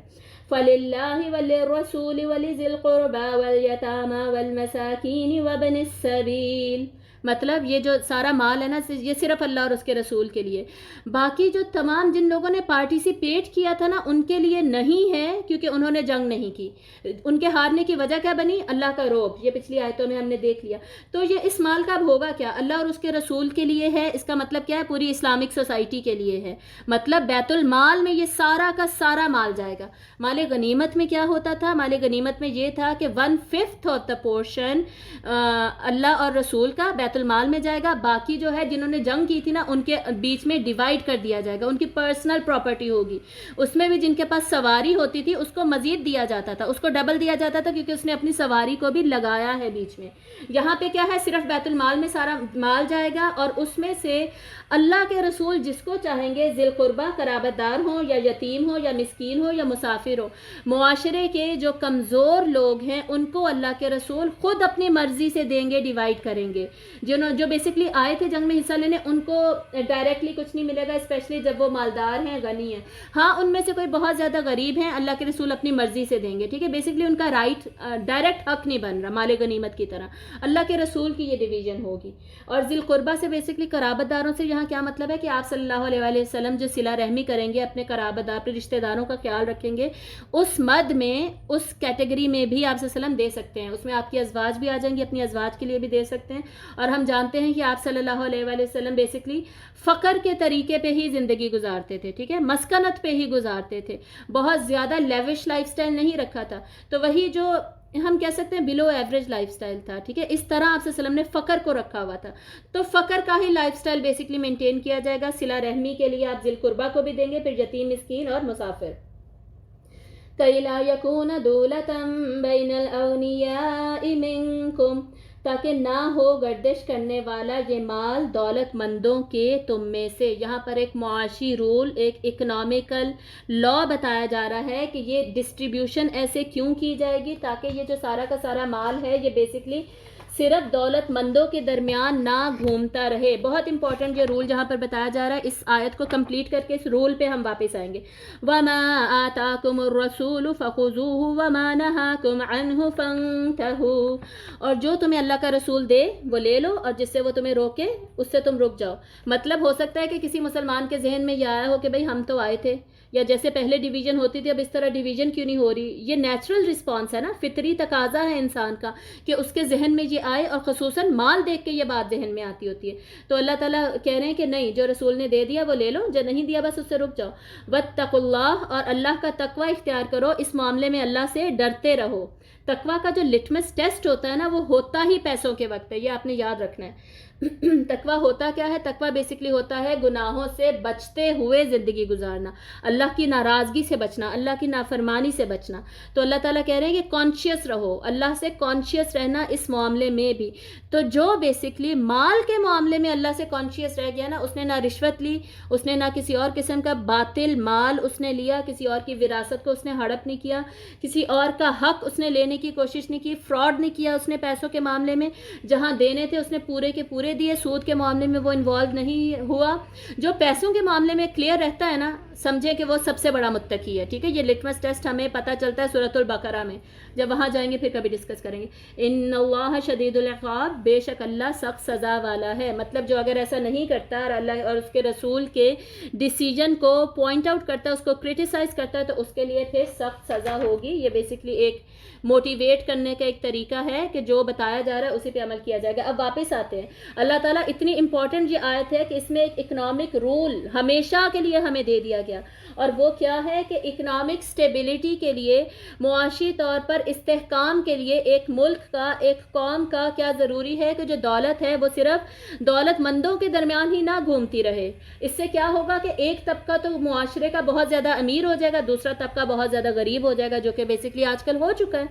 ہم دیکھ رہے ہیں اپنے ارد گرد, ہم بہت اچھے طریقے سے جانتے ہیں, امیر امیر سے امیر تر ہوتا جا رہا ہے, غریب بیچارہ غریب سے غریب تر ہوتا جا رہا ہے. ایسا کیوں ہے؟ کیونکہ جو دولت کی گردش ہے وہ صحیح طریقے سے نہیں کی گئی. معاشی مساوات کا جو سسٹم, نظام معیشت کا جو سسٹم اسلام نے, اللہ نے ہمیں دیا, یہ رول جو اس ایک آیت میں بتا دیا گیا, اور اس کی پریکٹیکل امپلیکیشن پہ زکوٰۃ, صدقات وغیرہ کے ذریعے سے, اور باقی بیت المال کے پیسے کے ذریعے سے, مال فے, مال غنیمت وغیرہ, اس سب کی ڈسٹریبیوشن کے ذریعے سے جو ہمیں سکھائی گئی وہ امپلیمنٹ آج کل نہیں ہو رہی, جس کی وجہ سے یہ حالات ہیں. ورنہ حضرت عمر رضی اللہ تعالیٰ عنہ کے زمانے میں کیسے خوبصورت حالات ہو گئے تھے ہم جانتے ہیں. ایون آپ صلی اللہ علیہ وسلم کے زمانے میں ہی ترقی شروع ہو گئی تھی, اسی وقت مسلمانوں کے حالات بہتر ہونا شروع ہو گئے تھے. ابھی اس ٹائم پہ نہیں تھے, ٹھیک ہے, 4 ہجری میں نہیں تھے, اس کے بعد سے 7 ہجری آنورڈز حالات بہتر ہونا شروع ہوئے تھے.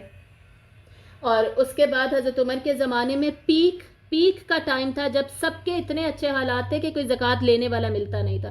اس کے بعد جب حضرت عمر بن عبدالعزیز رحمہ اللہ کی خلافت جب آئی ہے, اس وقت بھی ایسا ہی تھا, اور اس وقت تو حکومت بھی کتنی زیادہ دور دور تک مسلمانوں کی پھیل چکی تھی, اور کوئی زکوٰۃ لینے والا نہیں ملتا تھا. ایسی انہوں نے دولت کی گردش, ایسی اکنامک سٹیبلٹی انہوں نے اپنے معاشرے میں منصفانہ نظام دولت کا قائم کر کے دکھا دیا تھا. لیکن آج کل کیا ہے کہ جو امیر ہیں, امیر سے امیر ہوتے جاتے ہیں, اس کا نقصان کیا ہوتا ہے؟ ان کی عیاشیاں بڑھ جاتی ہیں, ان کی بدماشیاں بڑھ جاتی ہیں. ٹھیک ہے, اور جو محروم طبقہ ہے وہ محروم سے محروم ہوتا جاتا ہے. اس کا کیا نقصان ہوتا ہے؟ ان کی مشقت بڑھ جاتی ہے. جب کسی کی مشقت حد سے زیادہ بڑھ جائے گی تو کیا ہوگا؟ آپ صلی اللہ علیہ وسلم نے فرمایا کہ یہ جو حد سے زیادہ مشقت ہے نا, کمر توڑ مشقت, یہ انسان کو کفر کی طرف لے جاتی ہے. ٹھیک ہے, تو کفر کی طرف انسان نہ جائے, مایوسی کی طرف نہ جائے, اس کے لیے کیا ضروری ہے؟ دولت کی جو تقسیم ہے وہ ایسے رہے جیسے کہ اللہ تعالیٰ نے ہمیں بتائی ہے. یہ رول ہم نے پڑھ لیا. اب آگے دیکھیے آیت نمبر 8, 9 and 10. 7 تک جنگ کی بات ختم ہو گئی اور مال فے کی تقسیم یہ بات ہو گئی. ٹھیک ہے, اب مسلمانوں کا, حزب اللہ کا رول کیا ہونا چاہیے غزوات میں, اور ان کو آپ صلی اللہ علیہ وآلہ وسلم اور اللہ کی اطاعت کس لیول پہ کرنی ہے, کتنی کرنی ہے, جب اسپیشلی جب مال کی بات آ گئی, یہ یہاں پر بتا دیا گیا. اور دوسری طرف حزب الشیطان میں جو یہودی تھے وہ کیا کر رہے تھے, کیوں کر رہے تھے, پھر ان کے ہارنے کی ریزن کیا بنی, ان کی سازشیں, یہ سارا کچھ ہم نے اسٹڈی کر لیا. اب آیت نمبر 8, 9 and 10. 8 میں نے آپ کو بتایا تھا نا حزب اللہ کی 3 کیٹیگریز اس صورت میں ڈسکس ہوں گی، انہی کی بات ہے. نمبر 8 میں مہاجرین کی بات ہے، نمبر 9 میں انصار کی تعریف ہے، دونوں کی، مہاجرین کی تعریف پھر انصار کی تعریف، اور 10ویں آیت میں تمام امت محمدیہ کی تعریف جس میں ہم سب شامل ہیں. تو انشاءاللہ ان کو اچھے طریقے سے ڈسکس کریں گے. اس کے بعد پھر منافقین کا ذکر آ جائے گا اس صورت میں. چلیں آیت نمبر 8 کو دیکھتے ہیں. للفقراء المهاجرين الذين أخرجوا من ديارهم وأموالهم يبتغون فضلا من الله ورضوانا وينصرون الله ورسوله أولئك هم الصادقون. یہ جو مال فے ہے یہ کس کے لیے ہے؟ للفقراء، فقیروں کے لیے ہے. کون سے فقیر؟ مہاجرین کے. کیوں؟ اب ان کی تعریف کی جا رہی ہے کیونکہ وہ اپنے گھروں سے اور اپنے مالوں سے نکالے گئے تھے. ان کے جو اپنی پراپرٹیز تھیں، ان کے گھر تھے، ان کے مال تھے. اس زمانے میں بینک اور ATM کارڈ، کریڈٹ کارڈ، یہ سارا کچھ تھوڑی ہوتا تھا کہ اپنے ساتھ ساتھ لے کر پھریں، چاہے وہ انہیں امریکہ بھیج دیا جائے یا انگلینڈ بھیج دیا جائے. آج کل تو جلا وطنی اتنی بڑی سزا ہی نہیں سمجھی جاتی نا. پرانے زمانوں میں جلا وطنی مسلمانوں کو مکہ سے جو نکال دیا گیا تھا، بیسکلی وہ اتنا بڑا تکلیف دہ مرحلہ تھا. غریب ہو گئے تھے، زیرو پہ آ گئے تھے. حضرت ابو بکر امیر ترین انسان ہوتے تھے، زیرو پہ آ گئے. حضرت عبد الرحمن بن عوف، حضرت عثمان غنی رضی اللہ تعالیٰ عنہم، یہ سارے زیرو پہ آئے مدینہ آ کر. اسکریچ سے انہوں نے دوبارہ شروع کیا، دوبارہ امیر ہو گئے تھے. ٹھیک ہے، اللہ تعالیٰ نے اتنی برکت دی، لیکن فی الحال اسکریچ پہ آ چکے تھے. تو اللہ تعالیٰ کیا کہہ رہے ہیں کہ یہ لوگ، ان کو کیوں دیا جائے گا؟ یہ وہ لوگ ہیں جنہوں نے اللہ کی خاطر اپنے گھر اور مال چھوڑے. کیوں چھوڑے؟ یبتغون فضلا، وہ چاہتے تھے اللہ کا فضل اور اللہ کی رضامندی، صرف اللہ سے ریوارڈ لینے کے لیے. ایک اجر ہوتا ہے، اجر بیسکلی ہوتا ہے ایکول ریوارڈ. ٹھیک ہے، 1 = 1. بیسکلی نیکی کا ریوارڈ 1 = 10 ایکول بنتا ہے، یہ آپ کو پتا ہونا چاہیے. فضل کیا ہوتا ہے؟ اس کے بھی اوپر بونس. جیسے اس کو 700 ٹائمز 70 ٹائمز مزید ملٹیپلائی کر دیجئے. جیسے رمضان میں ابھی ہمیں ثواب کیا ملتا ہے؟ ہر عبادت کا ثواب 70 ٹائمز آپ ملٹیپلائی کر دیجئے. دیٹ از فضل. ٹھیک ہے، میں ایک نیکی کروں 10 ملنا تھا عام دنوں میں، ابھی 70 ٹائمز مل رہا ہے، تو وہ اس کو فضل کہتے ہیں. تو یہ چاہتے کیا تھے؟ اللہ کا فضل چاہتے تھے اور اللہ کو راضی، اللہ کو خوش کرنا چاہتے تھے، اس لیے سارا کچھ چھوڑ کر آ گئے. کتنا بڑا لیسن ہے ہمارے لیے کہ ہم ایسا کرتے ہیں. ہم اللہ کے لیے کچھ بھی نہیں چھوڑ سکتے. ہم ایک گرمی نہیں برداشت کر سکتے، ہم ایک آئی بروز بنانا نہیں چھوڑ سکتے، ہم جھوٹ بولنا، ہم گوسپ کرنا نہیں چھوڑ سکتے، ہم کچھ بھی نہیں چھوڑ سکتے اللہ کے لیے. یہ حالات ہمارے چل رہے ہیں. ٹھیک ہے، اور یہ وہ لوگ تھے جنہوں نے سارا کچھ اللہ کے لیے چھوڑ دیا، صرف اللہ تعالیٰ خوش ہو جائے. اور وہ اللہ کی اور رسول کی مدد کرتے ہیں، یعنی مدد کرنے کے لیے انہوں نے چھوڑا. کانسیپٹ کیا تھا؟ اللہ اور اس کے رسول کی مدد کریں. ٹھیک ہے، اللہ کو مدد کی ضرورت نہیں ہے، ان کو ضرورت تھی. ہم مسلمانوں کو ضرورت ہے کہ ہم اللہ کی مدد کر کے کچھ اجر اور اللہ کا فضل کما لیں. اگلی میں نے آپ کو بتایا تھا نا سورۃ الصف، اس کے ممتحنہ کے بعد سورۃ الصف ہے، اس کے بعد یعنی 4th سورت کی، اس پارے کی. اس میں کیا اللہ تعالیٰ کہتے ہیں؟ یا ایھا الذین آمنوا، سارے جو ایمان لائے ہیں، ہم سارے بھی، کونوا انصار اللہ، اللہ کے انصاری بن جاؤ، اللہ کے مددگار بن جاؤ. ہمیں بھی یہی دعوت دی جا رہی ہے کہ ہم بھی اسی کیٹیگری میں آئیں. وَيَنْصُرُونَ اللَّهَ وَرَسُولَهُ، اللہ اور اس کے رسول کی مدد کرنے والے. مطلب کیا ہے؟ اللہ کے دین کی مدد کرنے والے. اللہ کی دین کی مدد کیسے کی جاتی ہے؟ ایک تو اس کو اپنی لائف میں امپلیمنٹ کر کے کہ دوسروں کو نظر آئے کہ یہ دیکھو یہ اللہ کا دین ہے، وہ پھر اس میں اٹریکٹ ہوں گے. ٹھیک ہے، اور اس میں صرف اخلاق نہیں آتا. ایک تو ہم نے دین کو نہ کسی لیول پہ ریڈیوس کر دیا ہے، بس صرف اپنے اخلاق اور معاملات کے ذریعے نہیں دکھانا، اپنی عبادات کے ذریعے بھی دکھانا ہے، اپنے پردے کے ذریعے بھی دکھانا ہے، اپنی آؤٹر لک، اپنی انر لک، ہر چیز کے ذریعے سے دکھانا ہے کہ جی ہم مسلمان ہیں، نظر آنا چاہیے. تو ایک تو اس طرح سے ہم مدد کرتے ہیں اللہ اور اس کے رسول کی. سیکنڈلی ہم اس کو امپلیمنٹ کر کے مدد کرتے ہیں. مزید ہم کیسے اللہ کے دین کو رائج کر سکتے ہیں؟ جیسے ابھی ہم تبلیغ کر رہے ہیں، درس کر رہے ہیں، اٹینڈ کر رہے ہیں، وغیرہ وغیرہ، اس طریقے سے. ٹھیک ہے، تو یہ ان کی خوبیاں بتائی جا رہی ہیں. اور یہ لوگ کون ہیں؟ یہی تو ہیں جو کہ صدیقین ہیں، سچے ہیں، افرمرز آف ٹروتھ ہیں، جن کے پاس جیسے ہی سچ آیا انہوں نے سچ کو سچ کہا، سچ کو سچ مانا، سچ کے لیے سارا کچھ چھوڑنے کے لیے تیار ہو گئے. انبیاء کے بعد صدیقین کا رتبہ آتا ہے. صدیقین انبیاء کے بعد جنتوں میں داخل ہوں گے. اتنا امپورٹنٹ رتبہ ہے اللہ تعالیٰ وہ یہاں پر ان کو دے رہے ہیں. اگلی آیت دیکھیے، وَالَّذِينَ تَبَوَّئُوا الدَّارَ وَالْإِيمَانَ مِن قَبْلِهِمْ يُحِبُّونَ مَنْ هَاجَرَ إِلَيْهِمْ وَلَا يَجِدُونَ في صدورهم حاجة مما أوتوا ويؤثرون على أنفسهم ولو كان بهم خصاصة ومن يوق شح نفسه فأولئك هم المفلحون. اور انصار کے لیے بھی جنہوں نے مدینہ میں جگہ بنائی، مطلب کہ انہوں نے انصار نے یہ نہیں کہا کہ جی یہ کیا نئے لوگ آ گئے، جیسے ریفیوجیز کو لوگ ڈیل کرتے ہیں آج کل کے زمانے میں، امیگرینٹس کو لوگ ڈیل کرتے ہیں، اپنے گھروں میں کسی کو گھسنے نہیں دیتے، اتنی دلوں میں جگہ تنگ ہوتی ہے، اتنے بڑے بڑے گھر رکھ کے ہمارے دلوں میں جگہ تنگ ہے، ان لوگوں کے ایک ایک کمرے کے گھر تھے لیکن اتنے بڑے بڑے دل تھے۔ اخوت کا، بھائی چارے کا پراپر نظام آپ صلی اللہ علیہ وسلم نے جب بنایا، اس کی بیسس کیا تھی؟ ایثار، قربانی اور محبت، ٹھیک ہے، وہی تینوں یہاں پر ہائی لائٹ کیے جا رہے ہیں۔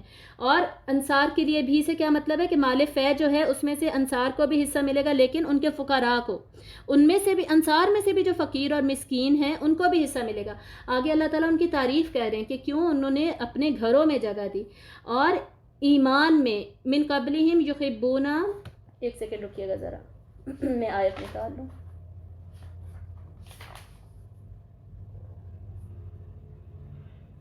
ہاں جی، والایمان من قبلہم، اور جن کے پاس ایمان بھی تھا مہاجرین کی آمد سے پہلے، یعنی مہاجرین کے آنے سے پہلے مدینہ میں ایمان کی شعائیں پھیل چکی تھی نا، اور آلموسٹ سارا کا سارا مدینہ سوائے اکا دکا کے مسلمان ہو چکا تھا، تو پہلے سے وہ مسلمان تھے اور انہوں نے اپنے گھروں میں جگہ دی۔ یحبون من ہاجر الیہم، وہ ان سے محبت کرتے ہیں جو کہ ان کی طرف ہجرت کر کے آئے، اور اپنے سینوں میں وہ ان کے وجہ سے کوئی حاجت نہیں پاتے اس چیز کے لیے جو کہ وہ ترجیح دیے گئے، ٹھیک ہے، جو کہ وہ دیے گئے، مطلب کہ مہاجرین جو دے دیے گئے نا، مال فے میں سے زیادہ حصہ تو مہاجرین کو جانا تھا کیونکہ فقراء ان میں زیادہ تھے، اس کے لیے وہ اپنے دلوں میں کوئی حاجت نہیں پاتے، انہیں کچھ فیل نہیں ہوا، انہوں نے برا نہیں محسوس کیا کہ جی یہ مال ان کے پاس کیوں جا رہا ہے، اور وہ ترجیح دیتے ہیں اپنے نفسوں پر ان کو، ٹھیک ہے، یؤثرون، ایثار سے، ایثار کرتے، ایثار قربانی کیا ہوتی ہے؟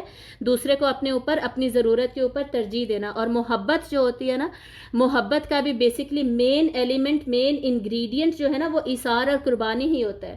ہمیں کسی سے محبت ہی تب ہوتی ہے جب ہم اس کے لیے قربانی دیتے ہیں، اس کی ترجیحات کو اپنی ترجیحات پر مقدم رکھتے ہیں، اس کی ضرورتوں کو اپنی ضرورتوں پر مقدم رکھتے ہیں، ٹھیک ہے، پھر ہم کہہ سکتے ہیں ہمیں کسی سے محبت ہے، یا ہم اس کے لیے ایثار کر رہے ہیں۔ تو یہاں پر ان کی جو انصار ہیں ان کی محبت کی بھی بات ہو رہی ہے، ان کے ایثار کی بھی بات ہو رہی ہے، ان کے عملی جو سٹیپس انہوں نے لیے اس کی بھی بات ہو رہی ہے، اور اگرچہ ہو انہیں سخت حاجت، چاہے انہیں سخت ضرورت بھی تھی نا پیسے کی، پھر بھی انہوں نے ایسا فیل نہیں کیا۔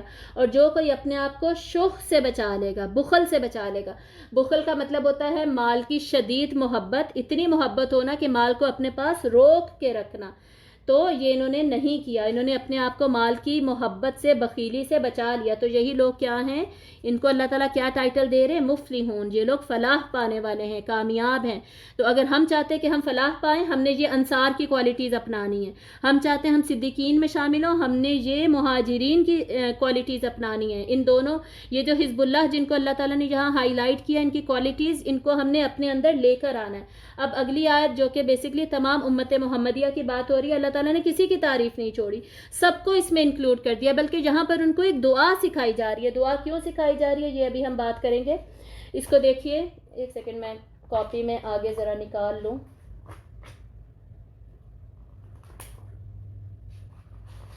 ایک سیکنڈ رکیے گا، میں نے یہ پیج نکالا نہیں تھا، ہاں جی چلیں اب اس کو پڑھتے ہیں۔ والذین جاءوا من بعدهم يقولون ربنا اغفر لنا ولإخواننا الذين سبقونا بالإيمان ولا تجعل في قلوبنا غلا للذين آمنوا ربنا إنك رؤوف رحيم، اور ان کے لیے بھی جو ان کے بعد آئیں گے، تو بعد میں جو مسلمان آئیں گے، ایک تو یہ جو ان کے لیے ہے نا بیچ میں، اس کا مطلب یہ ہے کہ مال فے کی جب بھی ڈویژن ہوگی، آج کل کے زمانے میں بھی اگر اس طرح مال ملتا ہے تو اس کی ڈویژن میں ان کا بھی حصہ ہوگا، انلیس اینڈ انٹل وہ کس کیٹیگری میں آتے ہیں؟ یتیم، مسکین اور مسافر میں، ٹھیک ہے، ان کیٹیگریز میں آئیں گے تو، ادروائز نہیں۔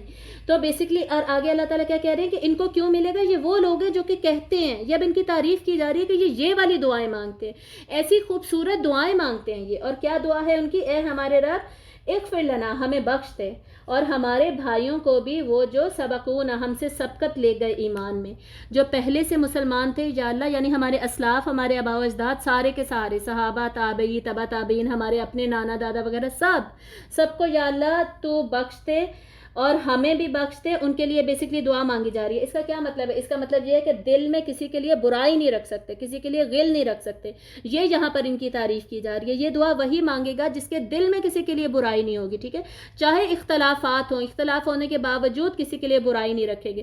اب یہاں سے ہمارے ذہن میں فوراً آنے چاہیے وہ لوگ جو کہ بیسکلی نعوذ باللہ صحابہ کے بارے میں کیا کچھ نہیں کہتے، کیا کچھ برائی نہیں کرتے نعوذ باللہ صحابہ کی، ٹھیک ہے، صحابہ کی ڈویژنز کرتے ہیں، کیا کچھ نہیں کہتے ان کے بارے میں۔ شکر ہے اللہ تعالیٰ کا ہم اس میں نہیں آتے، اور ہمیں خیال رکھنا چاہیے کہ ہم کہیں اس میں نہ جائیں۔ آج کل زبان پھسلتے ہوئے نا دیر نہیں لگتی۔ زبان کا پھسلن کا ہم نے پچھلی صورت میں ڈیٹیل میں پڑھ لیا تھا، یہاں پر بھی دوبارہ ہمیں لیسن دیا جا رہا ہے، ہم نے خیال رکھنا ہے، کسی کے بارے میں کچھ برا بھلا نہیں کرنا، اور دلوں میں کسی کے لیے برائی نہیں رکھنی۔ اب آگے دیکھیے، وَلَا تَجْعَلْ فِي قُلُوبِنَا، اور نہ تو رکھ ہمارے دلوں میں، اب یہ دعا ہے نا تو ہم اللہ سے کہہ رہے ہیں کہ نہ تو ہمارے دلوں میں رکھ کدورت، کینہ ان لوگوں کے لیے جو ایمان لائے، کسی بھی مسلمان کے لیے یا اللہ ہمارے دلوں میں کینہ نہ ہو، برائی نہ ہو، کسی کے بارے میں ہم غلط نہ سوچیں۔ اس کا مطلب دیکھیں، جو دعا مانگی جاتی ہے نا، اس کا مطلب ہوتا ہے کہ ہم اپنے اندر وہ رویہ رکھتے بھی ہیں، ہماری طبیعت ہے بھی ایسی ہی، اسی لیے تو میں وہ دعا مانگ رہی ہوں کہ یا اللہ مجھے ایسا ہی بنانا، کیونکہ میں چاہتی ہوں ایسا، ٹھیک ہے، تو یہ میری چاہت ہے۔ تو ایسے لوگ جن کے بیسکلی جن کے دل میں کوئی غل، کینہ، برائی، کدورت نہیں ہوگی کسی دوسرے کے لیے، اور وہ اپنے لیے بھی بخشش مانگیں گے، تمام ایمان والوں کے لیے بھی بخشش مانگتے ہیں اور مانگیں گے۔ اور آگے وہ کیا دعا مانگ رہے ہیں؟ ربنا انکا رؤوف رحیم، بے شک یا اللہ تو ہی بہت زیادہ شفقت والا ہے، بہت زیادہ رحم کرنے والا ہے۔ شفقت بیسکلی رحم کی ہی ایک کائنڈ ہوتی ہے، جس میں رحم پلس محبت جو ہے وہ شفقت بن جاتی ہے۔ تو اللہ تعالیٰ کی یہاں پر تعریف کی جا رہی ہے، اور اللہ سے کہا جا رہا ہے کہ یا اللہ ان خوبیوں کو میرے اندر مزید پالش کر دے اور مجھے ایسا بنا دے، اور پھر اس بیسس پہ مجھے معاف کر دے۔ تو ہمیں کیا ٹارگٹ دیا جا رہا ہے کہ ہم یہ ہوں کہ ہم اللہ سے معافی مانگیں، ہم کسی کے لیے اپنے دل میں غل، کدورت، کینہ وغیرہ کسی کے لیے کوئی برائی نہ رکھیں، تو ہمیں بھی بہت زیادہ اجر مل سکتا ہے۔ اور جہاں پہ والذین ہے نا، واو، کنٹینویشن میں بات ہو رہی ہے، ٹھیک ہے، تو کنٹینویشن کا کیا مطلب ہے؟ ایک تو مال فے میں سے بھی فقراء وغیرہ کو حصہ ملے گا، دوسرا وہ جو درجات اوپر والوں کو دیے گئے ہیں ان میں سے بھی ہمیں حصہ مل سکتا ہے جب ہم یہ کوالٹیز اور اوپر والی بھی کوالٹیز اپنے اندر لے آتے ہیں۔ اب آگے میں نے جیسے بتایا تھا، آگے کس کا ذکر آ رہا ہے؟ منافقین کا اس پوری سچویشن میں رول کیا تھا؟ حزب الشیطان کی جو سیکنڈ پارٹی ہے دیٹ از منافقین، وہ کیا کہہ رہے تھے؟ صحیح، اسی غزوہ میں، اس غزوہ میں بیسکلی وہ کیا کر رہے تھے؟ اب اس کو دیکھیے آیت نمبر 11، أَلَمْ تَرَ إِلَى الَّذِينَ نَافَقُوا يَقُولُونَ لِإِخْوَانِهِمُ الَّذِينَ كَفَرُوا مِنْ أَهْلِ الْكِتَابِ، کہ نہیں آپ صلی اللہ علیہ وآلہ وسلم نے دیکھا ان کی طرف یہ جو منافق کر رہے ہیں، منافقت کر رہے ہیں، یہ کہتے ہیں اپنے بھائیوں سے، بیسکلی کون سے بھائی؟ ان کے اہل کتاب میں سے جنہوں نے کفر کیا۔ تو منافقین جو ہیں وہ یہودیوں کو کیا کہہ رہے ہیں؟ ابھی ساری سچویشن میں وعدے کر رہے ہیں، ٹھیک ہے، پکے وعدے کر رہے ہیں، اور یہ اوپنلی نہیں کہہ رہے، پیچھے پیچھے سے چھپ چھپ کر پیغام پہنچا رہے ہیں۔ کیا پیغام پہنچا رہے ہیں؟ لَإِنْ أُخْرِجْتُمْ لَنَخْرُجَنَّ مَعَكُمْ وَلَا نُطِيعُ فِيكُمْ أَحَدًا أَبَدًا وَإِنْ قُوتِلْتُمْ لَنَنْصُرَنَّكُمْ، کہ البتہ اگر تم نکالے جاؤ گے تو ہم تمہارے ساتھ نکلیں گے، مطلب اپنے آپ کو اکیلا مت سمجھنا، ہم تمہارے ساتھ ہیں، اگر تم مدینہ سے نکالے گئے ہم تمہارے ساتھ نکلیں گے، اور ہم تمہارے معاملے میں نا کسی کی بات نہیں مانیں گے۔ آپ صلی اللہ علیہ وآلہ وسلم کے ساتھ ہم شامل ضرور ہیں، ہم مسلمان ضرور ہیں، لیکن اس کا مطلب یہ نہیں ہے کہ ہم اللہ کے رسول کی ساری بات مانیں گے، ہم اطاعت نہیں کریں گے ان کی، اور اگر جنگ کی گئی تمہارے ساتھ تو ہم تمہاری مدد کریں گے، ہم مسلمانوں کی کوئی مدد نہیں کریں گے۔ یہ جو میثاق مدینہ ہے یہ ایسے ہی ہے، بس ہم اس کو توڑ دیں گے، ہم مسلمان بھی ایم ہی ہیں، بس ہم مدد ہم تمہاری کریں گے کیونکہ دوستی ہماری تمہارے ساتھ ہے، ٹھیک ہے۔ یہ انہوں نے ان کو پیغام پہنچا دیا تھا قلعوں کے اندر۔ آگے اللہ تعالیٰ کیا کہہ رہے ہیں؟ واللہ یشہد انہم لکاذبون، اور اللہ گواہی دیتا ہے کہ بے شک وہ جھوٹے ہیں۔ آلریڈی وہ دوغلے تھے، جب وہ مسلمانوں کے ساتھ جھوٹا رویہ رکھا ہوا ہے تو کیا یہودیوں کے ساتھ پکے دوست ہوں گے؟ یہودیوں کی مدد کرنے کا دعویٰ، ان کے ساتھ کھڑے رہنے کا دعویٰ، یہ سارا اللہ تعالیٰ کہہ رہے ہیں جھوٹے ہیں، یہ ایسا بھی نہیں یہ کرنے والے، ڈر جائیں گے۔ یہی تو بیسکلی ہوا، یہ قلعوں میں محصور جو تھے یہودی، یہ انتظار کرتے رہے کہ منافقینوں کا سردار عبداللہ بن ابی آئے گا، باقی سارے منافقین کو لے کر آئے گا تو ہمیں اسٹرینتھ ملے گی، ہم لڑیں گے، مسلمانوں کو بھگا دیں گے، لیکن وہ تو آئے ہی نہیں، ٹھیک ہے۔ تو یہ سارے وعدے ان کے جھوٹے ثابت ہو گئے۔ اگلی آیت بھی اسی سے ریلیٹڈ ہے، لَإِنْ أُخْرِجُوا لَا يَخْرُجُونَ مَعَهُمْ وَلَئِنْ قُوتِلُوا لَا يَنْصُرُونَهُمْ وَلَئِنْ نَصَرُوهُمْ لَيُوَلُّنَّ الْأَدْبَارَ ثُمَّ لَا يُنْصَرُونَ۔ البتہ اگر وہ نکالے گئے نہیں وہ ان کے ساتھ نکلیں گے. یہ اللہ تعالیٰ اب اپنا دعویٰ بتا رہے ہیں. اللہ تعالیٰ بتا رہے ہیں کہ اگر یہودیوں کو نکال دیا نا منافقین کوئی نہیں ساتھ نکلنے لگے, اور اگر ان کے ساتھ جنگ کی گئی تو یہ ان کی مدد بھی نہیں کرنے لگے, اور اگر انہوں نے مدد کی بھی ان کی تو وہ ضرور اپنی پشتیں پھیر کے بھاگ جائیں گے, ڈر کے ہی بھاگ جائیں گے, پھر وہ مدد نہیں کیے جائیں گے. یعنی کسی بھی طریقے سے وہ ایک دوسرے کی مدد نہیں کرنے لگے.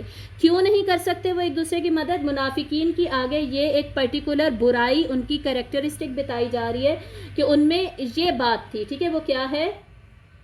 لَأَنْتُمْ أَشَدُّ رَهْبَةً فِي صُدُورِهِمْ مِنَ اللَّهِ ذَلِكَ بِأَنَّهُمْ قَوْمٌ لَا يَفْقَهُونَ. یقیناً تم زیادہ سخت ہو روب میں ان کے دلوں میں. مسئلہ کیا ہے؟ بیسکلی منافقین کا مسئلہ یہ تھا, ان کے دوگلے پن کا, ان کے جھوٹے دعووں کا, ڈر کے بھاگ جانے کا. مسلمانوں کا روب بڑا تھا. اللہ تعالیٰ کہہ رہے ہیں کہ اللہ سے نہیں ڈر رہے, تم لوگوں سے ڈر رہے ہیں جس کی وجہ سے جنگ ہی نہیں کرنے آ رہے. حالانکہ اگر اللہ سے ڈرتے تو اپنی آخرت کی فکر کرتے تو پھر مسلمانوں کے ساتھ سنسیئر رہتے, مخلص رہتے, اور مسلمانوں کے ساتھ صفوں میں کھڑے ہوئے ہوتے.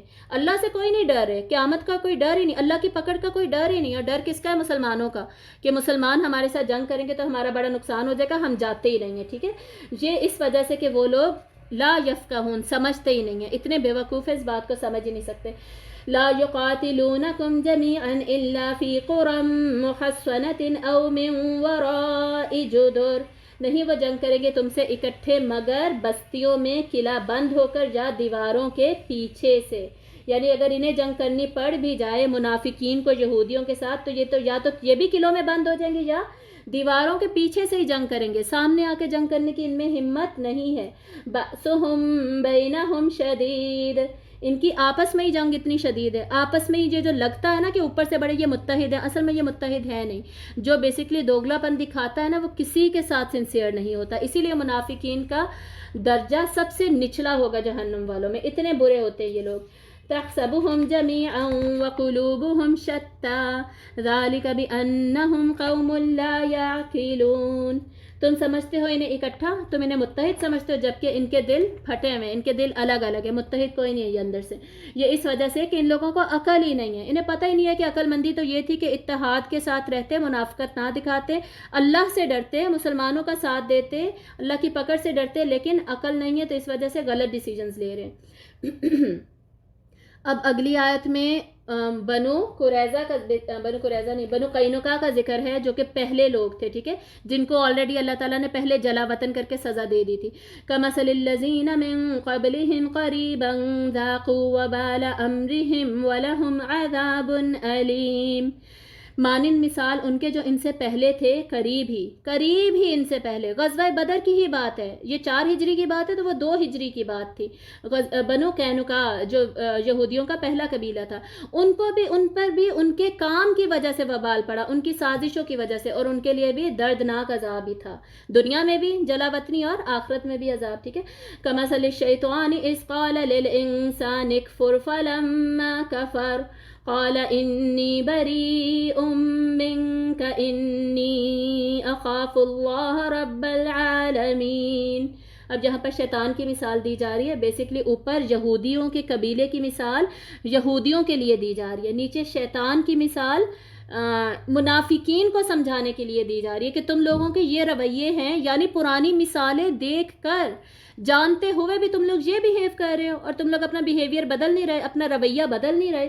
تو شیطان کی کیا مثال دی جا رہی ہے کہ جیسے مثال شیطان کی جب وہ انسان سے کہتا ہے کفر کرو, تو جب وہ کفر کر لیتا ہے, پہلے شیطان انسان کو کہتا ہے کہ کرو برائی, جب کر لیتا ہے تو اس سے مکر جاتا ہے, دوگلا پن دکھاتا ہے نا شیطان, اس سے بھاگ جاتا ہے کہ جی میں نے تو کچھ نہیں کہا تھا, انی بریء منک, میں تو اس سے بری ذمہ ہوں, میں نے تو تم سے کچھ نہیں کہا تھا کہ تم یہ کرو, میں ذمہ دار نہیں ہوں. ٹھیک ہے, یہی ایگزیکٹلی منافقین کا یہی دوگلا پن, یہی رویہ تھا. انہیں شیطان کی مثال سے بتایا جا رہا ہے کہ یہ تمہارا رویہ ہے, اور ہمیں بھی ڈیفینیٹلی بتایا جا رہا ہے. اور پھر شیطان کیا کہتا ہے, یہ کتنی امپورٹنٹ بات ہے, اور یہ ایک اور صورت میں بھی ریپیٹ ریپیٹ ہوتی ہے, میرے ذہن سے نکل گیا کون سی صورت تھی.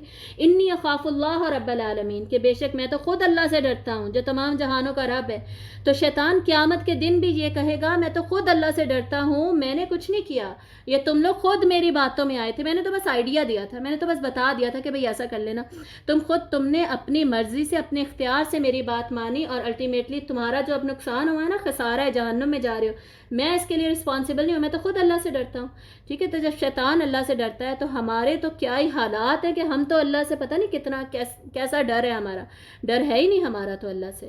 ڈر ہوتا تو آج ہمارے یہ حالات نہ ہوتے کہ ایمان کا وہ لو لیول چل رہا ہے ہمارا, عمل اور ایمان کا ایسا لو لیول چل رہا ہے ہمارا جو ہمارے معاشرے میں پھیلا ہوا نظر آتا ہے. اسی لیے مسلمانوں کی نہ کوئی عزت نہیں, نہ کوئی روب رہا, نہ کوئی دبدبہ رہا, کوئی پوچھ ہی نہیں رہی, کوئی پوچھتا ہی نہیں ہمیں. ہر 5 انسانوں میں نا ایک مسلمان ہوتا ہے. Every 5th human being in this world is a Muslim. Second largest religion is the Muslim. Islam is the most the religion that is spreading at the fastest speed. سب سے زیادہ پھیلنے والا ریلیجن کون سا ہے؟ اسلام. رو بھی نہیں ہے کوئی ہمارا, اتنا زیادہ ہونے کے باوجود ہمیں کوئی پوچھتا ہی نہیں ہے, نظر ہی نہیں آتا, ہم مسلمان ہی نہیں نظر آ رہے ہوتے. اتنا لو ہمارا ایمان ہو چکا ہے, ہم نے ان ساری آیات پہ عمل کرنا ہی چھوڑ دیا. جب بھی کوئی برائی کرنے کا دل کرے نا, گناہ کرنے کا دل کرے, یا یہ دل کرے کہ مجھ سے نہیں پردہ کیا جاتا, یا مجھ سے نہیں روزہ رکھا جاتا, یا مجھ سے فجر کے وقت نہیں اٹھا جاتا, یا مجھ سے نہیں قرآن پڑھا جا رہا وغیرہ وغیرہ, ہم نے اپنے آپ کو کیا کہنا ہے؟ انی اخاف اللہ رب العالمین, کہ بے شک میں اللہ سے ڈرتا ہوں جو تمام جہانوں کا رب ہے, جس کی مٹھی میں پورا جہان ہے, جو پورے جہان کو دبا کر کے رکھ دے, تو میں کیا چیز ہوں. ٹھیک ہے, اتنی امپورٹنٹ یہ آیت ہے. اب آخری رکوع میں اس سورت کے چلیے ایک آیت کے بعد آگے دیکھیے. فَكَانَ عَاقِبَتَهُمَا أَنَّهُمَا فِي النَّارِ خَالِدَيْنِ فِيهَا وَذَلِكَ جَزَاءُ الظَّالِمِينَ. بس ان دونوں کا انجام, کن دونوں کا؟ شیطان پلس انسان, وہ انسان جس نے شیطان کی بات مانی اور شیطان خود, ان دونوں کا عذاب کیا ہوگا, انجام کیا ہوگا کہ وہ دونوں ہمیشہ ہمیشہ آگ میں رہیں گے. اور یہی ہے ظالموں کا بدلہ. ظالم کا کیا مطلب ہے؟ جنہوں نے ظلم کیا کس پر؟ اپنی ہی جان پر ظلم کیا, اپنی ذات پہ ظلم کیا, اپنے لیے جہنم واجب کر لی, جہنم خرید لی اپنے لیے, اتنا ظلم کیا اپنے اوپر. اب آخری رکوع شروع ہوگا. آخری رکوع میں اب دوبارہ حزب اللہ کو, مسلمانوں کو پرٹیکولر انسٹرکشنز دی جا رہی ہیں. یہ سارا رکوع بہت زیادہ امپورٹنٹ ہے, اس کو ریلیٹ کریں گے ہم پہلی آیت سے. پہلی آیت کیا تھی؟ سبح للہ ما فی السماوات و ما فی الارض وہو العزیز الحکیم. ساری تسبیح کس کے لیے ہے؟ اللہ کے لیے ہے. ہمارا کام کیا ہے؟ اللہ کی تسبیح بیان کرنا. کیوں؟ سارے بھائی ہر چیز کر رہی ہے, آسمان اور زمین میں موجود ہر چیز کر رہی ہے, تو ہم کیوں نہیں کرتے؟ انسان کیوں نہیں کرتا جب ساری کی ساری مخلوق کر رہی ہے؟ ٹھیک ہے, ہمیں احساس دلایا جا رہا ہے. اب اللہ کی تسبیح کرنے میں بیسکلی ہے کیا؟ ہماری کامیابی ہے. ہم نے یہ ایمان چھوڑ دیا, تسبیح خالی, تسبیح قولی, دونوں کو چھوڑ دیا.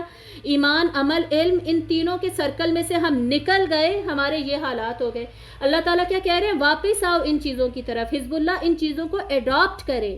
یہ پرپس ذہن میں رکھ کے یہ رکوع پڑھنا ہے. ٹھیک ہے, اس رکوع کو ہم پڑھیں گے یہ وجہ ذہن میں رکھتے ہوئے اور پہلی آیت سے اس کو ریلیٹ کر کے. اب ہمیں جو انسٹرکشنز دی جا رہی ہیں اس کو دیکھتے جائیے. یا ایھا الذین آمنوا اتقوا اللہ ولتنظر نفس ما قدمت لغد واتقوا اللہ ان اللہ خبیر بما تعملون. کیا کہا جا رہا ہے؟ لوگوں جو ایمان لائے ہو, اللہ کا تقوی اختیار کرو اور ضرور دیکھو, ہر نفس یہ دیکھے کہ اس نے آگے کیا بھیجا ہے. 2 باتوں کی طرف ہمیں دھیان دینے کے لیے کہا جا رہا ہے, اور وہ 2 باتیں کیا ہیں؟ نمبر 1 اللہ کا تقوی اختیار کرو, اور آپ کے سامنے ہے یہ وہ آیت ہے جس میں 2 مرتبہ اللہ تعالیٰ کا تقوی اختیار کرنے کا کہا جا رہا ہے. یہ وہ آیت ہے بیسکلی جس میں 2 مرتبہ حکم دیا جا رہا ہے اللہ کا تقوی اختیار کریں. آپ دیکھیں اتقوا اللہ 2 مرتبہ آ رہا ہے. قرآن مجید میں اگر کوئی ایک حکم میکسیمم ٹائمز دیا گیا, سب سے زیادہ جو حکم قرآن مجید میں دیا گیا ہے, ہمیں کرنے کو جو کام کیا کہا گیا ہے وہ کیا ہے؟ اللہ کا تقوی اختیار کرنا. ایک حکم تو یہ دیا جا رہا ہے ٹوائس, اس پہ اتنا زیادہ زور ہے کہ 2 دفعہ ایک ہی آیت میں کہہ دیا گیا. اب تقوی اگر ہم اختیار نہیں کرتے ہمیں کامیابی نہیں ملتی. اوپر جو 3 کیٹیگریز مسلمانوں کی بتائی گئی ہیں, ان کی تعریف کی گئی ہے, اس میں شامل ہونا पॉसिबल नहीं है हमारे लिए। तो तस्बीह करनी है, हमने अल्लाह का तकवा इख्तियार करना है। यहाँ से हमें सारे एक्शन प्लान अपना पता चल रहा है, ठीक है। नंबर 2 क्या पता चल रहा है, वलतंजुर नफ्सुम मा क़द्दमत लिग़द, यानी आखिरत की फ़िक्र करो, आगे तुम क्या भेज रहे हो अपने आगे अगले अकाउंट में, तुम क्या जमा करा रहे हो उसकी फ़िक्र करो। जब हमारी नज़र आखिरत पे होगी ना, आखिरत की फ़िक्र होगी, यकीन करें हमारा अमल करना, ईमान हमारा सब कुछ आसान हो जाएगा, अल्लाह का तकवा इख्तियार करना भी आसान हो जाएगा। तकवा बेसिकली होता क्या है, बचना। बहुत दफ़ा बताया, थोड़ा सा और बता देती हूँ। अल्लाह ताला की नाराज़गी से, नाफरमानी से, गुनाहों से बच कर ज़िंदगी गुजारने को तकवा कहा जाता है। तो हमें बताया क्या जा रहा है कि भाई ये सारा कुछ करोगे तब तुम्हारे लिए कामयाबियां हैं और तुम्हारा रौब पड़ेगा। जैसे अभी मुसलमानों का रौब था इनके ऊपर, मुनाफिकीन और यहूदियों के ऊपर, और अल्लाह के रौब की वजह से ये हार गए थे। तो अब अगर हम चाहते हैं अल्लाह ताला हमारी भी ऐसे ही मदद करें, हमारा भी रौब बने, इज़्ज़त बने, तो हमारा भी ईमान ज़्यादा हो, अमल ज़्यादा हो, हमें इन पॉइंट्स पे भाई अमल करना पड़ेगा। और अल्लाह बेशक जानता है जो भी तुम अमल करते हो। वला तकूनू कल्लज़ीना नसुल्लाह फअंसाहुम अनफुसहुम उलाइका हुमुल फासिकून। अब ये सारी ही आयत बहुत ज़्यादा इंपॉर्टेंट है, इनको ध्यान से सुनिएगा, ये इतनी इंपॉर्टेंट ये आयत है। और उनकी तरह मत हो जाना जिन्होंने अल्लाह को भुला दिया। हमारी नाकामी का राज क्या है, हमने अल्लाह को भुला दिया। तो हमने उन लोगों की तरह नहीं होना जिन्होंने अल्लाह को भुला दिया, ये मुनाफिकीन की तरह, ये यहूदियों की तरह, ये भी, इन्हें भी तो अल्लाह ने इस्लाम ही दिया था ना, भूल गए। ये जो नॉन प्रैक्टिसिंग मुस्लिम्स हैं, लिबरल मुस्लिम्स हैं आजकल के ज़माने में, इनकी तरह नहीं होना, ऐसा नहीं होना जो अल्लाह को भूल जाते हैं। तो उसका नतीजा क्या निकलता है, फ़अंसाहुम अनफुसहुम, तो अल्लाह ताला उनको उनके नफ्स भुला देते हैं। मतलब हम देखिए, हम अपनी ये जो ज़रूरियात है ना, बेसिक नीड्स, खाना, कपड़ा, मकान, तालीम, ये नहीं हम भूलते, अल्लाह ताला हमें लेकिन दुनिया में फंसा देते हैं। यहाँ क्या लिखा है, अल्लाह ताला उन्हें उनका नफ्स भुला देते हैं। इसका मतलब है अल्लाह ताला हमारी जो दो रियलिटीज़ हैं, physical reality and spiritual reality, हर इंसान की ये दो रियलिटीज़ है, उसका जिस्म और उसकी रूह भूल जाती है। हमें अपनी रूहानी ज़रूरियात भूल जाती हैं। हमें भूल जाता है कि नमाज, कुरान की क्या अहमियत थी, ईमान की क्या अहमियत थी, ईमान पे भी काम करना था। हम अपने बच्चों को स्कूल के लिए उठाते हैं, फजर के लिए नहीं उठाते। ये क्या है, यही हुआ जो इस आयत में लिखा हुआ है। हमने अल्लाह को बुलाया, अल्लाह ने हमें अपने नफ्स ही भुला दिए, अपनी रूह भुला दी, अपनी जो रूहानी ज़रूरियात थी भुला दी। हमने अल्टीमेटली अपने आप को इतना रिड्यूस कर दिया, जानवर बन गए हम। ह्यूमन बीइंग, इंसान इज़ अ सोशल एनिमल, ये लिखा होता है हमारी किताबों में, और हमें कोई एतराज़ ही नहीं होता कि ये लिखा हुआ है। हम जाके ये नहीं कह सकते कि भाई आप इस सेंटेंस को चेंज करके लिखें, सोशल बीइंग लिख दें, आप कुछ भी और लिख दें, आप मैनकाइंड लिखें, अशरफुल मखलूक़ात है हम लोग, और हमने अपने आप को एक एनिमल होना एक्सेप्ट किया हुआ है। हमने एवोल्यूशन थ्योरी में जब ये बताया जाता है कि जानवर से इंसान बना था, हम उस पर खड़े ही नहीं होते, बोलते ही नहीं हैं, हम कोई स्टैंड ही नहीं ले रहे। ये आजकल हमारे हालात चल रहे हैं। इंसान जो बेसिकली अपने नफ्स को भूल जाता है, अपनी रूह को भूल जाता है, वो अपनी जिबिल्ली तकाज़ों पे आ जाता है, सिर्फ उसे अपने जिस्म की फ़िक्र होती है। और आजकल यही है, मैं दिखने में अच्छा लगूं, बस मैं दिखने में बेस्ट लगूं, कॉस्मेटिक इंडस्ट्री का प्रोडक्ट हूँ मैं आजकल, ठीक है, ये मेकअप इंडस्ट्री का प्रोडक्ट हूँ मैं, पर्दे का प्रोडक्ट तो मैं हूँ ही नहीं। बस जितना मेकअप मुझ पे नज़र आ सकता है, जितने ब्रांडेड क्लोथ्स मुझ पे नज़र आ सकते हैं, वो आने चाहिए। ये सारी हमारी ज़रूरियात और यही मोटिव्स बन जाते हैं हमारे। हमें मोटिवेट करने, मोटिव का क्या मतलब है, हमें हरकत में लाने वाली चीज़ें ये बन जाती हैं। हम कमा क्यों रहे हैं, इसलिए नहीं कि अल्लाह के रास्ते में खर्च करें, हम कमा रहे हैं जी मैं कपड़े खरीद सकूँ। ये मोटिव्स, यहाँ पे हम ये लोएस्ट लेवल पे हम पहुँच जाते हैं। हैवानों की तरह इंसान, जिसको कि अल्लाह ने अकल दी थी, वो ज़िंदगी गुजारने लगता है और इतना गिर जाता है, अपनी इखलाकी पाबंदियां तक भूल जाता है। किसके साथ कैसे रहना था, किसके साथ निकाह करना था, किसके साथ निकाह नहीं करना था, किसकी क्या वैल्यू थी, किसका अदब था, किसका एहतराम था, किससे मोहब्बत करनी थी, नाजायज़ रिश्ते नहीं बनाते, हम सब कुछ भूल जाते हैं। जंगल का कानून बन जाता है, ठीक है। ये मतलब है यहाँ पे फ़अंसाहुम अनफुसहुम, जो अल्लाह को भूल गया, अल्लाह ताला उन्हें इस लेवल पर गिरा देते हैं कि वो अपने आप को भूल जाते हैं, जानवर बनकर रह जाते हैं, जानवरों वाली ज़िंदगी गुजारते हैं। ये इस आयत को ना ज़रा हाईलाइट कर लीजिएगा, इसको सोचिएगा प्लीज़। और इससे पहले जो दुआ आई थी ना, रब्बना इग़फिर लना व लिइख्वानिना अल्लज़ीना, उसको भी प्लीज़ याद कर लीजिएगा, ठीक है। दुआ आपने याद करनी है और ये आयत हाईलाइट करके ज़रा सोचिएगा कि हमने अल्लाह को कहीं भुला तो नहीं दिया, अल्लाह का तकवा इख्तियार कर रहे हैं, कि हम अल्लाह की तस्बीह कर रहे हैं। ये लोग क्या हैं, हुमुल फासिकून, फासिक हैं ये लोग।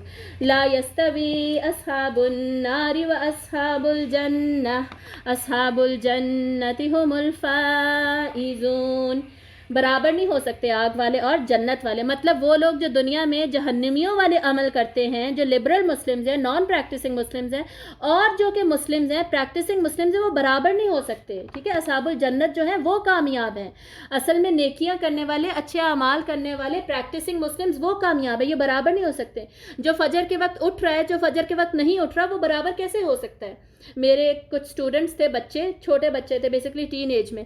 ان کو میں ہمیشہ کہتی تھی بچوں نمازیں پڑھ لیا کرو, نمازیں. بڑا میں نے لمبا سمجھانا نماز کی کیا روحانیت اور کیا کچھ نہیں میں نے انہیں سمجھایا. اچھا, انہیں سمجھ نہیں آتی تھی. ایک دن میں نے انہیں صرف یہ بات بولی کہ بچوں مجھے بتاؤ, قیامت کے دن ایک وہ بچہ کھڑا ہوگا جو ساری نمازیں پڑھتا تھا, اور آپ یہ سمجھتے ہو کہ سارے ہی جنتی ہیں, آپ بھی جنتی, وہ بھی جنتی. وہ بچہ تو پھر بول پڑے گا, وہ کہے گا یا اللہ یہ تو فجر کے وقت اٹھتے نہیں تھے, میں تو فجر کے وقت بھی اٹھتا تھا, یہ کیا بات ہوئی, یہ بھی جنت میں, میں بھی جنت میں, یہ تو انصاف نہیں ہوا, اللہ تو عدل کرنے والا ہے, یہ تو عدل نہیں ہوا, تو یہ کیا بات ہوئی. اس دن یقین کریں ان بچوں کو یہ اسٹرائک کیے بات, اور انہیں احساس ہوا کہ ہاں واقعی پھر یہ کیسے ہوگا, اور اس دن سے انہیں یہ فیل کرنا ہونا شروع ہوا. تو ٹھیک ہے, یہ ایگزیکٹلی یہی میسج اس آیت میں دیا جا رہا ہے.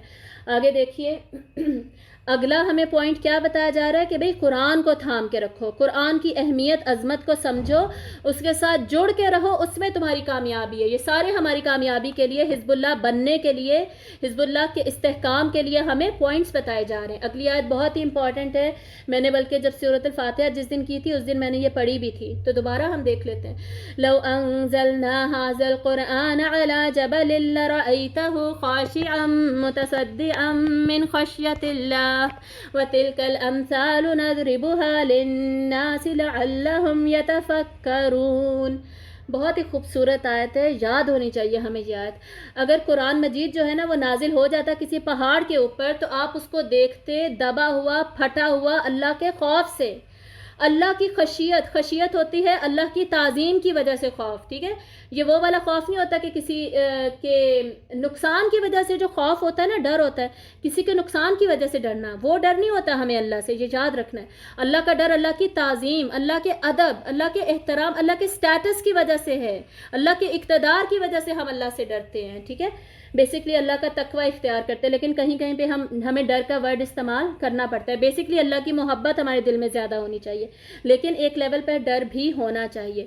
تو یہ جو اللہ کی خشیت ہے نا, اس کی وجہ سے کیا ہوتا, قرآن اگر پہاڑ کو اللہ تعالیٰ دیتے نا, وہ تو بیچارہ پھٹ جاتا, لیکن اللہ تعالیٰ نے چوز کیا انسان کو قرآن دینا, انسان کے دل پر قرآن اتارنا, پہاڑ پر نہیں اتارا, انسان کے دل کو دے دیا. اب ہونا تو یہی چاہیے تھا کہ اس میں بھی اللہ کی خشیت بھر جاتی. اب وہ اگر پھٹ نہیں رہا, ٹوٹ نہیں رہا, کم از کم وہ قرآن لے کے اللہ کی خشیت تو آتی اس کے اندر. جیسے ابھی ہم کیا کر رہے ہیں, اصل میں قرآن مجید کو سمجھنا ہی تو اس کو لینا ہے.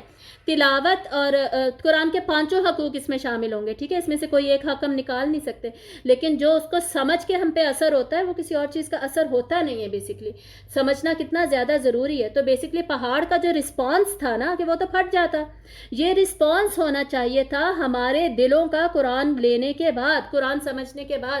ابھی اس وقت بیٹھے ہوئے ہمارے دلوں کی یہ حالت ہونی چاہیے کہ اللہ کی خشیت سے ہمارے دل کانپ رہے ہوں, ہمارے دل دب رہے ہوں, ہمارے دل پھٹ رہے ہوں. اور جب بھی دل دبتے ہیں, پھٹتے ہیں, جیسے پہاڑ جب دبتے ہیں, پھٹتے ہیں, کیا ہوتا ہے, ان میں سے چشمے پھوٹتے ہیں, پانی نکلتا ہے. اسی طرح جب ہمارے دل ٹوٹیں پھوٹیں, قرآن کا روب, قرآن کی محبت ہمارے دل میں بھر جائے نا, ہمارے بھی دل سے آنسو نکلنے چاہیے, ہمارے دل پھٹ کے پانی نکلنا چاہیے, اس میں سے آنکھوں سے آنسو نکلنے چاہیے. ہمارے کیوں نہیں آنسو نکلتے قرآن پڑھتے ہوئے؟ قرآن کا ایسا اثر ہونا چاہیے نا ہمارے اوپر, ایسا خوبصورت اثر, ایسی محبت ہونی چاہیے نا ہمیں قرآن کے ساتھ, ایک ایک لفظ کے ساتھ, ایسا اثر ہونا کہ بس ہماری آنکھیں رک نہ سکیں, ٹھیک ہے, ایسے آنسو بہنے چاہیے ہمارے.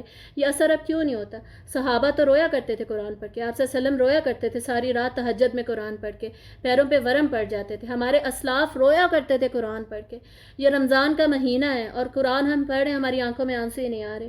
کتنے دکھ اور تکلیف کی بات ہے. اس آیت کو ہم نے اپلائی کرنا ہے, قرآن سے وہ رشتہ بنانا ہے, ٹھیک ہے. اور اللہ تعالیٰ یہ مثالیں دیتے ہیں, ہم بیان کرتے ہیں یہ مثالیں تاکہ لوگ ان پہ غور و فکر کریں. جیسے ابھی ہم غور و فکر کر رہے ہیں, لیکن ہم کتنا تھوڑا سا غور و فکر کر رہے ہیں, ہمارے پاس اتنا ٹائم نہیں ہے فی الحال. اس سے زیادہ غور و فکر کریں اس آیت کے اوپر. اس آیت پہ تو پورا ایک لمبا لیکچر ہونا چاہیے. اس آیت پر غور کریں, اس مثال پہ اللہ تعالیٰ کہہ رہے ہیں کہ غور کرو تاکہ تمہیں کوئی عقل آئے, تم کوئی اس پہ عمل کرو, ٹھیک ہے. تو یہ ہو گیا قرآن, قرآن کو پکڑنا ہے کامیابی کے لیے. اگلی 3 آیات میں اللہ تعالیٰ کے 16 اسماء الحسنہ کا خوبصورت گلدستہ ہے. the only place in the Quran where maximum names of Allah are mentioned. یہ اب اللہ تعالیٰ کے نام کیوں بتائے جا رہے ہیں؟ اللہ تعالیٰ کہتے ہیں کہ میرے ناموں کے ذریعے سے مانگو، میرے ناموں کے ذریعے سے میری تسبیح کرو، میری تعریف کرو، میری حمد بیان کرو. تو اللہ کی معرفت حاصل کرو. معرفت کیا ہے بیسکلی؟ کسی کی معرفت حاصل کرنا مطلب اس کا انٹروڈکشن جب ہمیں مل جاتا ہے تب ہم اس کی عبادت صحیح سے کرتے ہیں نا. سورۃ الفاتحہ میں ہم نے یہ پڑھ لیا تھا. اللہ کی معرفت حاصل کرنے کا مطلب ہے اللہ سے ریلیشن مضبوط ہو گیا، اللہ سے تعلق مضبوط ہو گیا. قرآن کے ذریعے بھی ہم یہی کہہ رہے تھے، اللہ کے ذکر کے ذریعے سے بھی ہم یہی کہہ رہے تھے، تسبیح کے ذریعے سے بھی ہم یہی کہہ رہے تھے. تو اللہ کے ناموں کے ذریعے سے بھی ابھی ہم اللہ کی معرفت حاصل کریں گے تاکہ اللہ سے تعلق مضبوط ہو جائے، اور مضبوط ہونے کے بعد وہ ہمارے ایمان کو زیادہ کر دے. ایمان زیادہ ہوگا تو الٹیمیٹلی ہماری عبادت بڑھے گی، ہمارا عمل بڑھے گا، اور دنیا کو چھوڑنے کا دیکھیں کہیں نہیں کہا گیا. دنیا کو بھی اپنائیں لیکن مسافر خانہ سمجھتے ہوئے اپنائیں. محبت نہ کریں دنیا سے، محبت ان سب سے کریں جو ان آیات میں بتایا جا رہا ہے. اب آخری 3 آیات میں پڑھنے لگی اور انشاءاللہ یہ ہمارا جلدی ہو جائے گا یہ لیسن اب ہمارا. هو اللہ الذی لا الہ الا هو عالم الغیب والشہادۃ هو الرحمن الرحیم. وہی ہے اللہ جس کے سوا کوئی نہیں، کوئی الہ نہیں، کوئی الہ برحق نہیں. وہی جاننے والا ہے غیب اور حاضر کا، وہی بہت زیادہ مہربان ہے، نہایت رحم کرنے والا ہے. 3 اللہ تعالیٰ کے اسماء الحسنہ صفاتی نام، اللہ کی کریکٹرسٹکس جہاں بتائی جا رہی ہیں. نمبر 1 وہ جاننے والا ہے غیب کا اور حاضر کا. اللہ کے لیے کوئی چیز چھپی ہوئی نہیں ہے، غیب نہیں ہے. اس کا مطلب یہ ہے کہ ہمارے لیے جو غیب ہے نا اس کو اللہ جاننے والا ہے، اور ہمارے لیے جو حاضر ہے اس کو بھی اللہ جاننے والا ہے. ہم حاضر طور پہ کیا کر رہے ہیں اور میرے دل میں جو چھپا ہوا ہے وہ بھی اللہ تعالیٰ جاننے والا ہے، غیب اور حاضر کا. مجھے جو نہیں نظر آ رہا کہ میں نے جنت میں جانا ہے یا جہنم میں جانا ہے، قیامت کے دن میرا بنے گا کیا، مجھے نہیں پتا، اللہ تعالیٰ وہ جانتا ہے، میرے لیے وہ غیب ہے. اور جو حاضر ہے فی الحال میرے کیا حالات ہے وہ بھی اللہ تعالیٰ جانتے ہیں. ہر چیز کا علم، اللہ کے علم پر یہ بات بیسکلی بتائی جا رہی ہے کہ اتنا کامل اور لامحدود اللہ کا علم ہے. اور اللہ تعالیٰ شدید رحم کرنے والا ہے اور بہت مستقل رحم کرنے والا ہے. الرحمن الرحیم پر ہم نے آلریڈی سورۃ الفاتحہ میں ڈسکشن کر لی تھی. اب اگلی آیت دیکھیے. هو اللہ الذی لا الہ الا هو الملک القدوس السلام المؤمن المہیمن العزیز الجبار المتکبر سبحان اللہ عما یشرکون. وہی اللہ ہے، نہیں کوئی الہ برحق مگر وہی جو کیا ہے. نمبر 1 جو کہ بادشاہ ہے. الملک کیا ہوتا ہے؟ بادشاہ. کون سا بادشاہ؟ وہ بادشاہ بیسکلی جس کی اونرشپ بھی ہے، وہ مالک بھی ہے، اسی کی ملکیت ہے، اونر بھی ہے وہ اور کنگ بھی ہے. ٹھیک ہے، دونوں خصوصیات اسی کی. القدوس ہے. القدوس کا مطلب ہے کہ انتہائی پاک، اتنا پاک. بیسکلی تسبیح سے ہی القدوس کا میننگ ملتا جلتا ہے.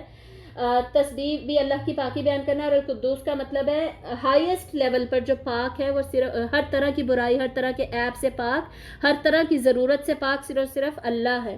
السلام وہ سلامتی والا ہے، وہ سلامتی دیتا ہے اور وہ خود بھی سراپا سلامتی ہی ہے. وہ المؤمن ہے یعنی امن دینے والا ہے. وہ المہیمن ہے یعنی وہ پناہ میں لینے والا ہے، ہمیں پناہ دینے والا ہے. وہ العزیز ہے یعنی مطلق العنان ہے، بہت زیادہ عزت اقتدار رتبے والا، زبردست غالب ہے. الجبار وہ اپنا حکم بزور نافذ کرنے والا ہے. جبار جبر کے ذریعے بھی اپنا حکم نافذ کرنے والا ہے. اللہ تعالیٰ چاہیں تو اپنا حکم ابھی ہم پہ اسی طریقے سے نافذ کر دیں، لیکن بیسکلی ہمیں چھوڑ دی گئی ہے نا، ہمارا ٹیسٹ ہے. اور وہ المتکبر ہے یعنی ساری کی ساری کبریائی بڑائیوں کا مالک صرف اور صرف اللہ تعالیٰ ہے. اب یہ سارا کچھ سن کر اللہ کے اسماء الحسنہ ہمارے دل میں اللہ کا روب، دبدبہ، اللہ کی معرفت بڑھ جانی چاہیے. سبحان اللہ عما یشرکون. اللہ پاک ہے ان تمام چیزوں سے جس کے ذریعے سے کہ یہ شرک کرتے ہیں. مطلب کہ وہ ساری چیزیں، وہ سارے نام یا وہ کوئی بھی اس طرح کی صفات جو کہ غلط اللہ کے ساتھ ریلیٹ کی جاتی ہیں، اس سے اللہ پاک ہے، وہ ہمیں نہیں کہنی چاہیے یا وہ کسی کو بھی نہیں کہنی چاہیے. اس سب کو اللہ تعالیٰ نگیٹ کر رہے ہیں.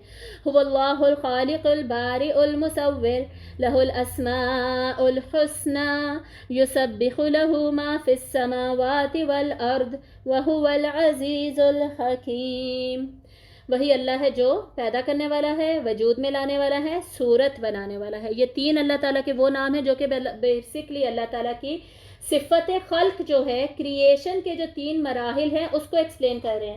پہلا کیا ہے؟ اللہ تعالیٰ الخالق ہے۔ الخالق کا مطلب علماء نے لکھا ہے کہ اپنی تخلیق کا ایک نقشہ، ایک نمونہ بنا دینے والا۔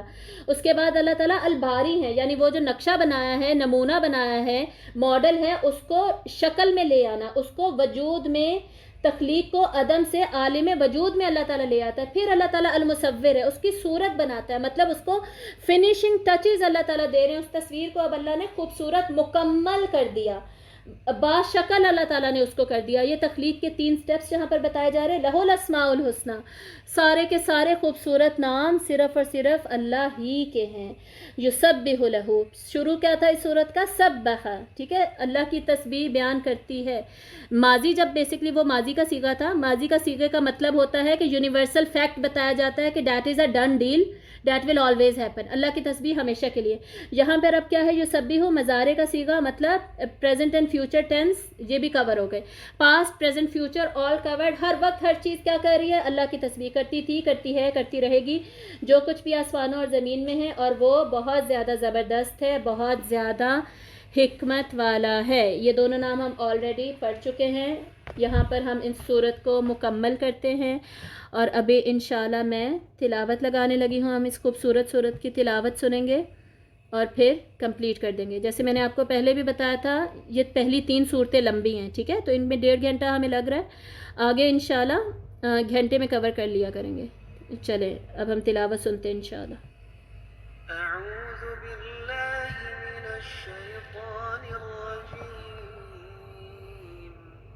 بسم اللہ الرحمن الرحیم، سبح للہ ما فی السماوات وما فی الارض وهو العزیز الحکیم، هو الذی اخرج الذین کفروا من اہل الكتاب من ديارهم لأول الحشر ما ظننتم أن يخرجوا وظنوا أنهم مانعتهم حصونهم من الله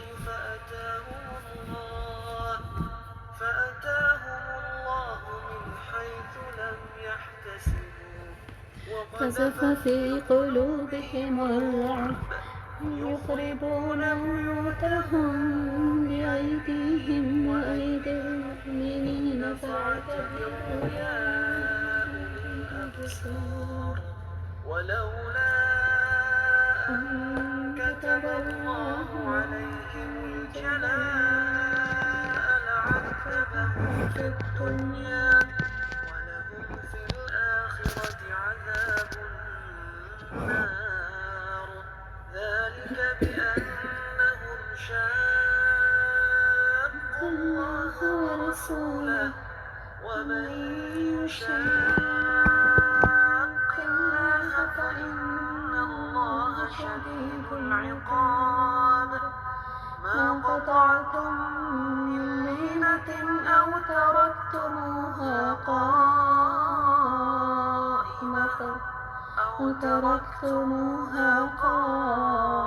قائمة على أصولها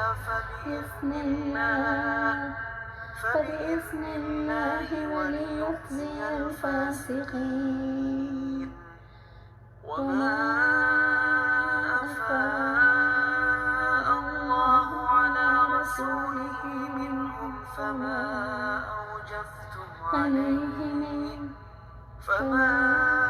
أوجفتم عليه من خيل ولا ركاب ولكن الله يسلط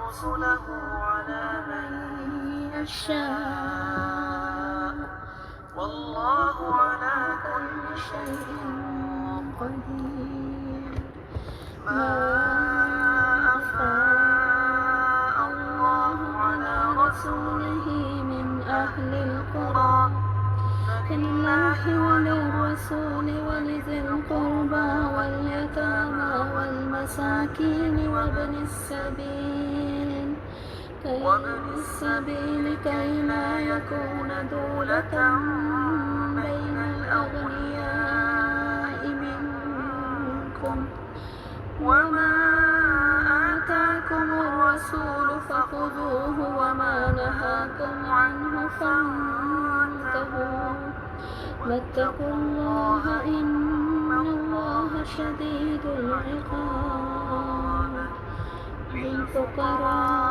للفقراء المهاجرين الذين أخرجوا من ديارهم وأموالهم يبتغون فضلا من الله ورضوانا وينصرون الله ورسوله أولئك هم الصادقون والذين تبوأوا الدار والإيمان من قبلهم يحبون من هاجر إليهم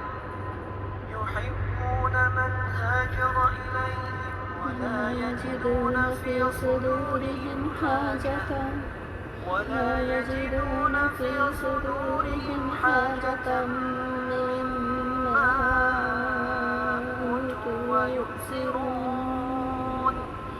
ويؤثرون على أنفسهم ولو كان بهم خصاصة ومن يوق شح نفسه فأولئك هم المفلحون والذين جاءوا من بعدهم يقولون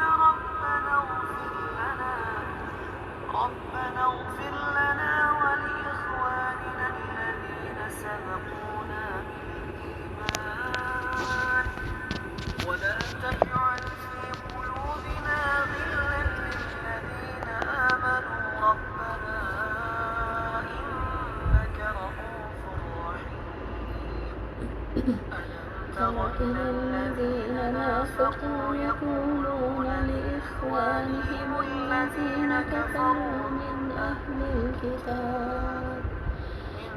الكتاب لئن أخرجتم لنخرجن معكم ولا نطيع فيكم أحدا أبدا وإن قتلتم لننصرنكم والله يشهد إنهم لكاذبون لئن أخرجوا لا يخرجون معهم ولئن قتلوا لا ينصرونهم ولئن نصروهم ليولن الأدبار ثم لا ينصرون لأنتم أشد رهبة في صدورهم من الله ذلك بأنهم قوم لا يفقهون لا يقاتلونكم جميعا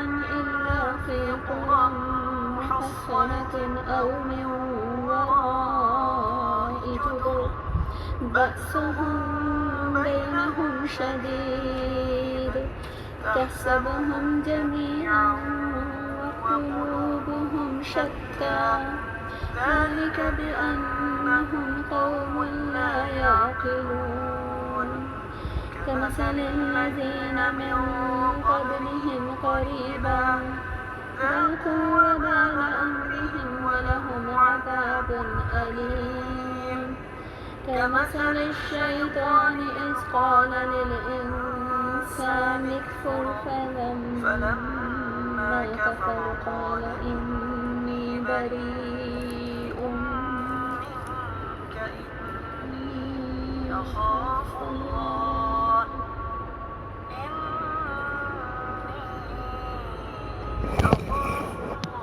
رب العالمين فكان عاقبتهما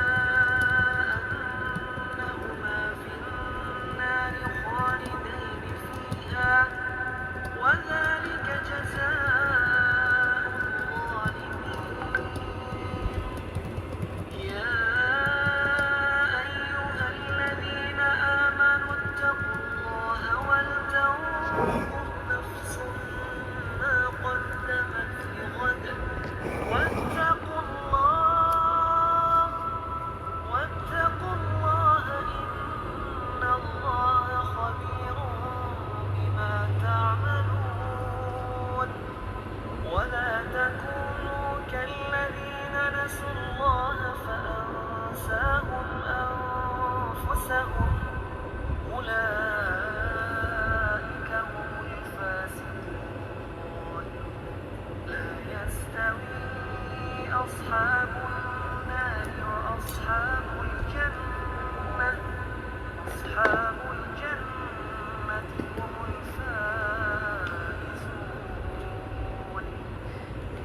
أنزلنا هذا القرآن على جبل لرأيته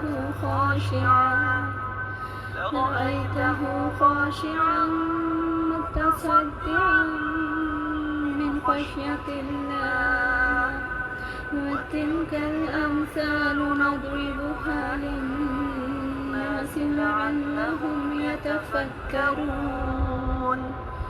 هو الله الذي لا إله إلا هو عالم الغيب والشهادة هو الرحمن الرحيم هو الله الذي لا إله إلا هو الملك القدوس السلام المؤمن المهيمن العزيز الجبار المتكبر سبحان الله عما يشركون والله الخالق البارئ المصور له الأسماء الحسنى يسبح له ما في السماوات والأرض وهو العزيز الحكيم.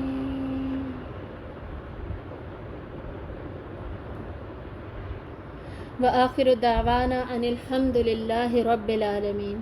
سبحانك اللهم وبحمدك نشهد أن لا إله إلا أنت نستغفرك ونتوب إليك. السلام علیکم ورحمۃ اللہ وبرکاتہ.